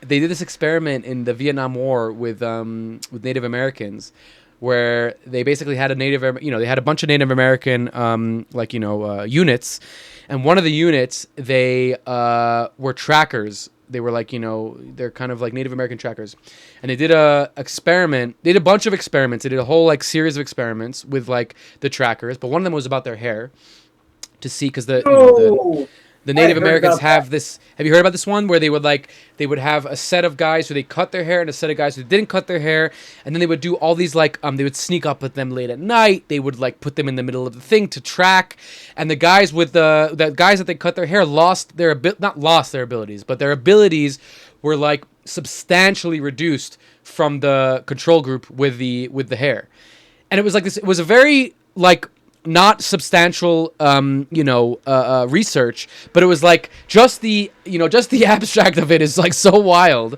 and like the conclusions are like who the fuck knows, but just like these little things of it, I thought it was so cool. Okay, Dude, I've almost experienced that. I feel like I have too a lot of times for sure. I didn't look too much into it, like if it was real, like because like for me, like when I heard about it, I look back and I go through like I used to go through cycles where I grow my hair real long, cut it, got sick of it, cut it, and do it. It was just like a cycle like that. But I noticed when I look back on it, is that the times when I really had short hair were all the times when I was like really into like partying and drinking too much. So Interesting. that was and like when I had short hair, I'll always be drinking. and it Interesting. was always like kind of on like a lower kind of wavelength of Frequency. like just living life to the fullest, but not in a healthy kind of way. Mm. And that just corresponded almost perfectly. And then my hair like when I started growing my hair, like around the same time I started making the visuals, and around the same time I started my whole life improvement kick. So I, be healthier, stop eating junk food, stop drinking pop, just started eating like way healthier, and yeah, I haven't really cut my hair too short since. Nice. And Nice. it was just like a kind of thing I did in the back of my mind, so I didn't realize all this until after. And I look back, I'm looking back through all my photos. I'm like, yeah, this is like there's distinct timelines. There's Real. timelines for sure. So tell me this. We spoke about a lot about pushing boundaries, technology, being on the edge of tech. Have you ever read? Are you like science fiction-y? Have you ever read Brave New World, or do you know? Like, are you familiar with it? I'm familiar with it. Like the There's a there's a concepts, like, there's a character called the Soma Manager, and the character is like basically like, instead of doing visuals, they're curating a whole event of like consciousness and feelings, and people come to get like a VR experience, but the VR experience is like emotions and memories, and then the Soma Manager is the curator, right? And like I always, I think about it a lot now, where we're going with like immersive and interactive experiences, especially like Sphere being one of them. Obviously not interactive, but very immersive. And then I think about like all the chemicals that we're getting into now with like a lot of different the psychedelics, how they make you feel certain things, or even just like in general chemicals that make you feel certain things. So yeah, I don't know. I just like I think about it a lot, and like being on the cutting edge like you are. Have you been seeing things like this? Is there any like dreams or hopes that you're kind of like looking at with technology? Where you think it's gonna go? Like, what do you think is gonna happen with it? man, I love sci-fi so much. I have like sci-fi movie ideas that I want to make one day that are just gonna be like a mind melting, like just like what that was the craziest thing I've ever watched. One day, I'll have Let's the go. funds, I'll have the technology to do it. Let's fucking go. It's yeah. There's like that kind of novel thing, but in sci-fi, like just like growing up, I dreamt of a future where like, you know, there was like things like I could just like think, like imagine something and beam it to my screen, and I'm like, man, this is like if I could cut out all the in between of me using my limbs to like make stuff and the whole tedious process, I can just beam what's in my head direct on the screen. Man, I could just be making like content forever. I could just be in a pod, just like, just like outputting stuff. I could be doing visuals at a show, and I'll just be like listening to the music, and I'll just like let my synesthesia do all the work for me. I could just be like right in tune in that level. I'm like, what technology like would that even make it possible? And then like Neuralink like came out, and I started getting excited about that. And I mean, obviously my excitement really died off. Unfortunately, yeah. Yeah, it had, there's like it has so much potential. Like once we start interfacing our brain with like The interface. to be able to like go past like the limitations of like physical, like to be able to control stuff with our mind, which like I don't know. I'm into aliens a lot, even there's no concrete evidence or whatever. Like I like to like read bits like leaked info or whatever that people could just be making up, but there's a like common thread about how they use like their minds to control their technology and stuff. And I'm like, yeah, can you imagine if I'm driving a car and I don't even have to touch the steering wheel? I could just like drive it by, and we're like, I'm not only looking through it through the windshield, I'm looking, seeing it like from above too. So I'm like almost like I'm playing a video game. That kind of stuff. Like I want to experience reality in like those kind of different ways too. Like really, really interface with it in like ways that our senses can't like come close to. That'd be really cool. And I hope I live to see like a future where all that stuff is done in a cool way. In a good way, and not like to enslave us. They're gonna put you in a tank and make you make visuals for everybody to lull everybody to sleep while they're harvesting their bodies for batteries. Somebody designed the Matrix. 3D fucking modelers. You know, 3D artists made the Matrix for the robots. Who else? The robots made it for themselves? Come on. They had to You know that enslave battery thing? Yeah, yeah. that battery thing was just like a studio thing they wanted because they're like, people aren't going to understand this. The original concept was way cooler because like the original Remind me, I concept remember what was it? the humans were like they're using their minds to like generate this world to Yeah. like be in it, and then the To render. machines they couldn't get along with the humans in the real world. They're also in it, hanging out, and it's like, oh wow, we have society, and we're all getting along and stuff, and everything's just working, and it's like just a cage for the humans, so they don't disturb it, the Right. machines in the real world, and then they like were like we have to clean out the thing, and that's what Neo's thing was. Is like he has to get all the people who reject this world and just clean them out and get them out of here so they don't wreck our perfect like harmony. That was a way cooler thing, but I can see, I guess, I don't know. They could have Well, gone I with mean, so many. Yeah, the Matrix is based on that anime anyways. It's pretty much I haven't heard almost the anime. the Paprika, I think it is called. Oh, Have you yeah, heard watch it? that. Yeah. But it's That's like kind of that's a good- it's a good one. I'm pretty sure that the I guess sisters now, Wachowski sisters mentioned that as one of their like early inspirations.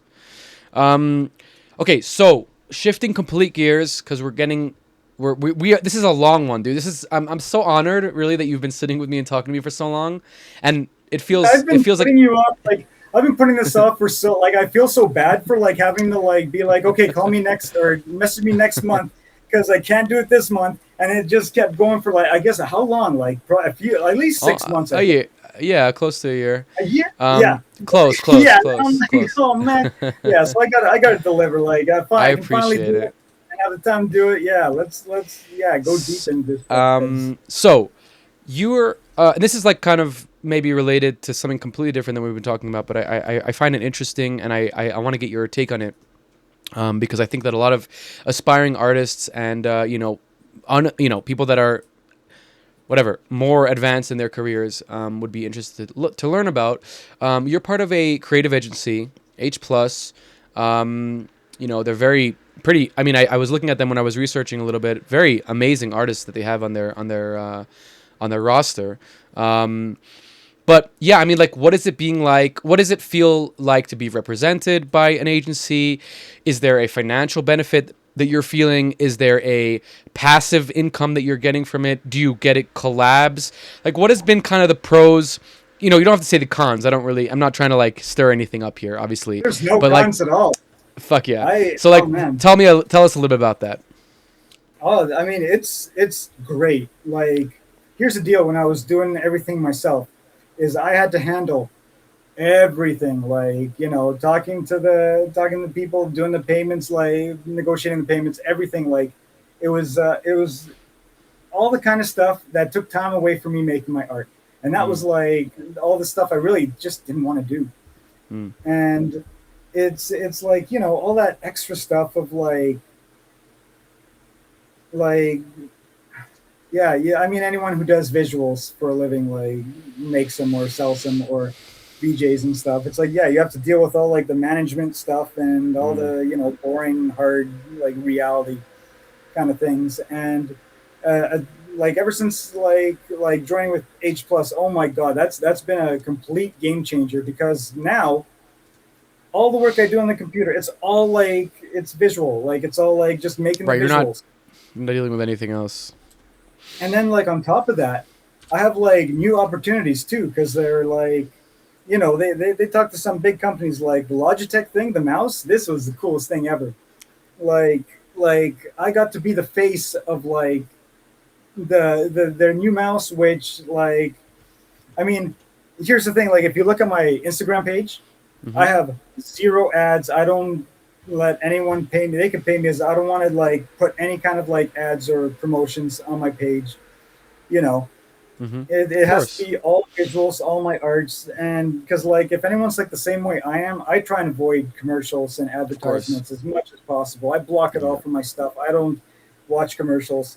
I pay more for like stuff like YouTube Premium, so I don't have to sit through any ads taking up my time. And like it comes to a point where it's at a point where like if I'm were to ever promote a product, it has to be a product that like is like something that I'm using, something that I believe in, like something Mm. that like spree of posting on my art online, because there was a point where I just like I used to be like all into like taking posting as many pictures of myself in my life as possible back in the early social media days, and then I stopped because just various reasons. Like first of all, like just like the data collection, and like I'm like everyone knew AI, at least I knew AI was around the corner and you could like take Mm. face and include it, but also like just like when my art started getting popular and I used to want to be real famous. I used to want to be like, yeah, I'm famous, yeah. And but then as like my art got more popular, I'm like, oh, I don't want to be recognizable on the street. I don't want people coming up Mm. to me, especially like early experiences when like people would be like, like someone would come up and they would not leave you alone. And it's like kind of like it's like okay, I kind of want to talk to my friends and stuff, and they just Mm. won't stop talking. And they follow you around and stuff, and it's like, oh, Mm. and it's like, I don't want to be too recognizable. I'm just gonna hide my face and let my art do the talking. But then like I get this opportunity to be on a commercial for this mouse, and I'm like, and then they told me like the concept of the video. I'm like, this sounds really awesome. I'm gonna do it. You know what? Screw it. Everyone knows what my art looks like, and yeah, it was really cool. I mean, it was a whole new experience. I got out of my comfort zone, like showing my face again and not Mm. worrying like about being too recognizable. I mean, at this point, like people start just knowing what I look like, just with all the festival things I do, Yeah. Yeah. and like, yeah, it's like another. I feel like you level up whenever you do something outside your comfort zone, and Totally. you get to see the results of it, and it's Yeah. it's awesome. I got to go to Adobe Max and speak in front of.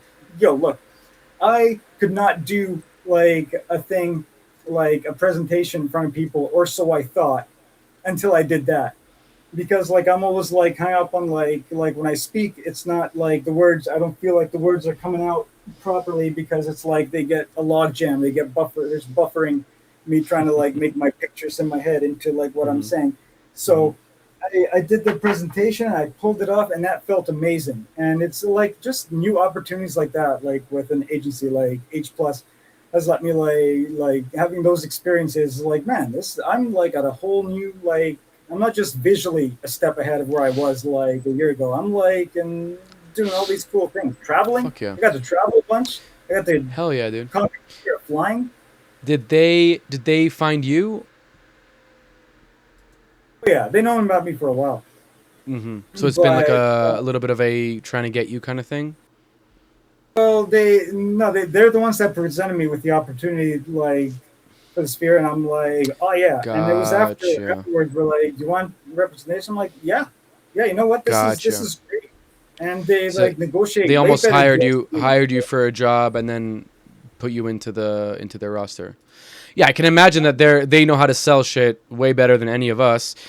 And it's probably, maybe this is too much to divulge, but it's probably like doesn't even, I would imagine, just in when I hire people, I think about this as well, but like I would imagine that it doesn't come out of your pocket, whatever it is that you're paying them, right? They just charge extra. That would be my guess. Yeah, it's all super like yeah, it all flows so well. So it's like I don't have to worry about like any of the financial or like any of the like I used to have to sign so many forms myself and try to like interpret the legalese of stuff, and there was no like kind of AI to like summarize things for you back then. Like I was having to be like, okay, what does this mean? I'd have to like email them back and be like, so what does this mean? I can't sell this loop to anyone else, like just stuff like that. And they take care of all of it. And when I sign something, they explain it all. Like it's so perfect, like the assistance for like everything. So yeah, it lets me like just focus on what I do best, and On because your of that work. too, like I Yeah. have time to really experiment too with like Yeah, what for I'm sure. making. For sure, for sure, for sure. Interesting. Yeah, I mean, I think it's something that we all kind of would hope to be able to achieve or attain, some sort of representation that's, lets us just do art and like focus on like the things that we want to do, whatever it may be. So congrats on that. I think it's really awesome. And, coming from the psychedelic visuals, I think it opens up more doors for all the people. So, fuck yeah, dude. So kind of, I feel like I want to end on like a positive note. There was one other thing I want to talk to you about before that. I just saw it in your link tree, Gum AR/VR real time app. Can you talk about that or not really? It's old. Is it old? Is it old? It's old. It's old. It's from old. back Forget it. 2021. Forget it. Let's not even talk about it then. Unless you want to. I mean, it seems like a cool concept, but if it's an old thing and it's not really a thing, then forget it. Yeah, they abandoned it because technology. I can do a quick little thing about it because I thought it was real cool, but their website made it seem cool as fuck. Yeah, no, it is. But at the time, we didn't have powerful enough technology. So they sent me an iPhone. They're like, we're making this app. So we want to have your visuals. It takes whatever room you're in and it uses the LiDAR sensors to scan like all the surfaces. And then I can take my textures and apply them to all the surfaces. And I'm like, yeah. Fuck yeah. So I was working with Unity on that and I got a bunch of my textures and 3D objects into it. And it was like such a cool concept. But yeah, the technology wasn't there at the time for it to like run perfectly. Like you could tell the iPhone was struggling to like keep up with like trying to do stuff in real time with it. But like I feel like nowadays, I mean AR. But nowadays AR is pretty synonymous. I mean, you could do it all. It's being done all the time. I've done it on large scale events many times. This is what I wanted to create.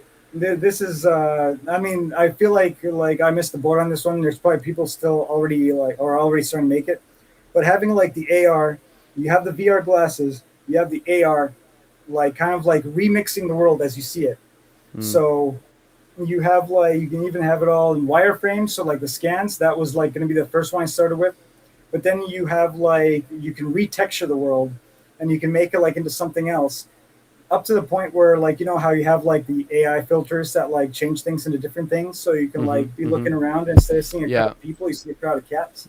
Yeah. And just You like love real, cats. almost like a real You dream love them. cam where you're changing reality just by looking through it. And I'm sure that's going to happen soon. I mean, the technology's getting there. It's I mean, I think that's like it, what you're saying is basically a filter, an Instagram filter or something, but like spatial or a lot more advanced in that sense. Have you ever heard of Kujiro Takashi?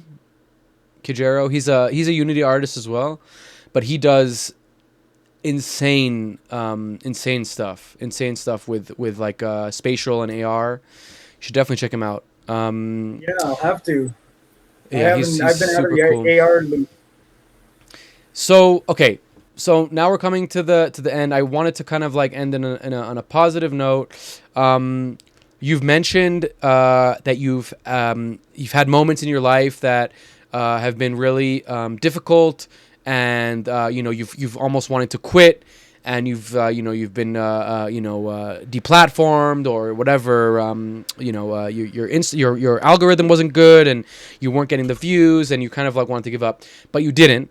And you were I heard you say that you continued out of spite. I think it was a joke, but you never stopped and you continued to do it.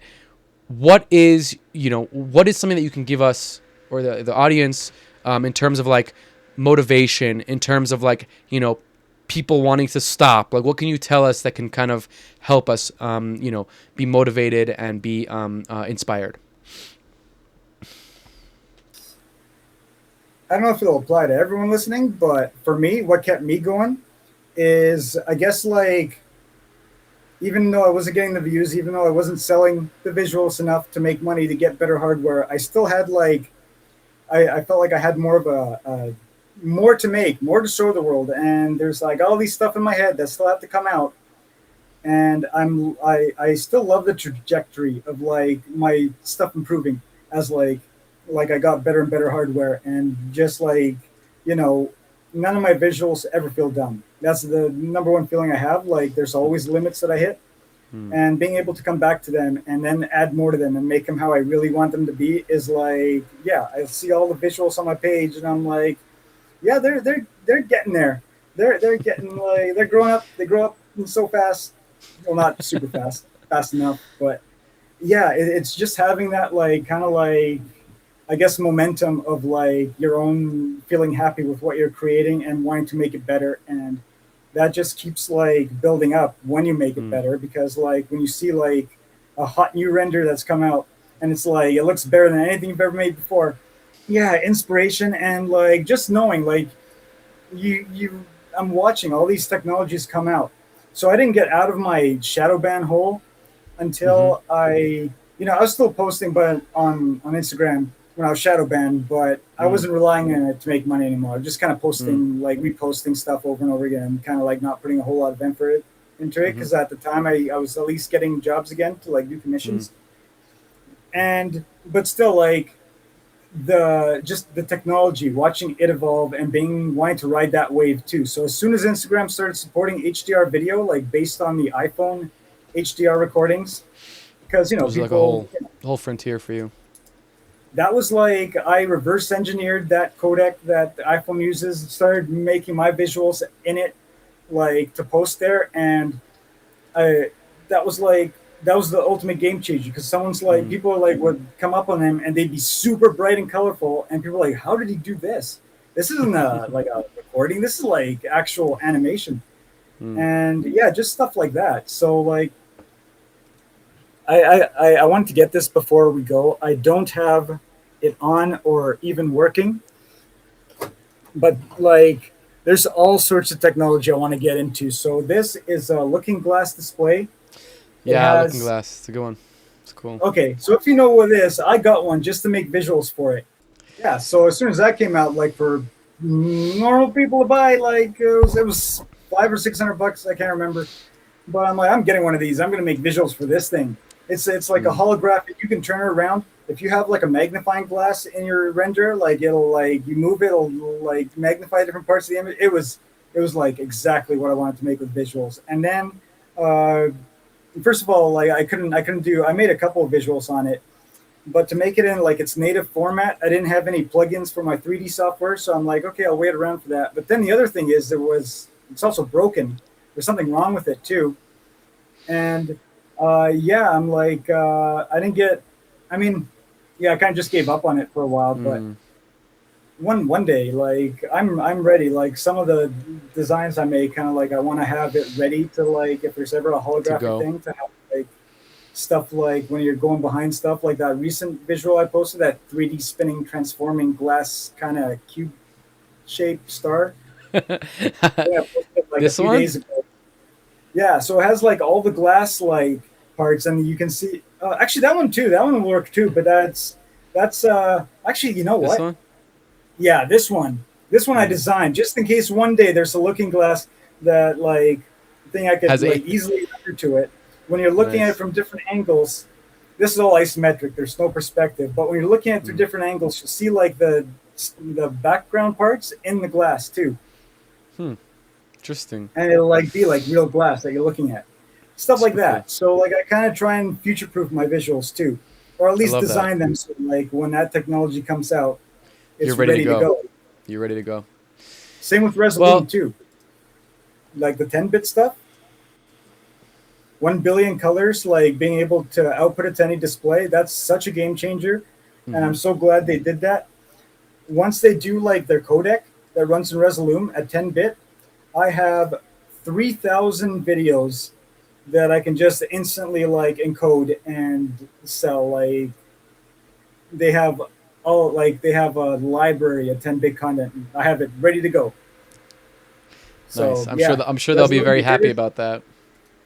Yeah, I can't wait. Well, Mr. Yuan, Mike, thank you so much for your time.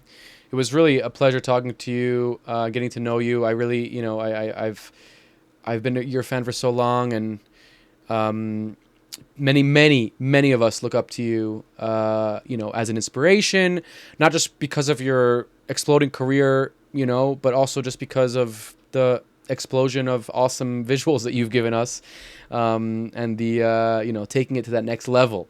You just don't stop taking it to that next level, and I think that's why so many of us are, you know, there's like this just excitement when we see. I mean, I should talk for myself, but when I see you post, I get an excitement. So yeah, is there anything you wanted to Thank you. share? Of course. Is there anything you want to share with us or the audience before we go? There's there's so Besides many. I the mean, 4 hours I we want to spent. thank everyone. I want to thank everyone, like especially everyone who kept encouraging me, even when I was like getting no views, getting no like reach at all. It was like a crazy thing. Like the algorithm just did not know what to do with my stuff. But they're all like, keep going. We love your stuff, and it's like it's hard to like just give up when there's people out there who actually like they look forward. Like when you post something new, they're like, yes. It's I don't want to take that excitement away from anyone. I get so happy when I think about like the excitement I get making them and I'm posting it, and there's people like have that same kind of excitement seeing them too. Like I like getting people stoked, and yeah, like I'm just gonna keep doing it. And I'm gonna keep doing it in new ways. I'm gonna like by the time next time we talk, I'll probably have expanded into all new forms of like stuff too. Like now that I'm Can't wait. successful with like the visuals I'm making now, there's like dreams, all these other dreams I've had, and like making really cool things no one's ever seen before. So like from like hardware to like movie ideas to like just like I guess like just new kind of experiences like in real life, like new kind of installations and stuff. You know, once I get like the funding and have the money, like I can make anything I want really, and like I can't believe I never had a path forward to like make some of these like things like like experiences that have moved beyond screens and beyond like just watching stuff on a screen into something that's like more like immersive. And yeah, and I can actually start thinking about it. It's a possibility, and if it happens, oh boy, Hmm. you guys are gonna see some cool stuff. Hell yeah, dude. Well, your that is so your excitement is infectious. I love it. So yeah, at the end, thank you so much for coming on, and thank you for being such a big source of inspiration for everybody. Yeah, thanks for having me. This was fun.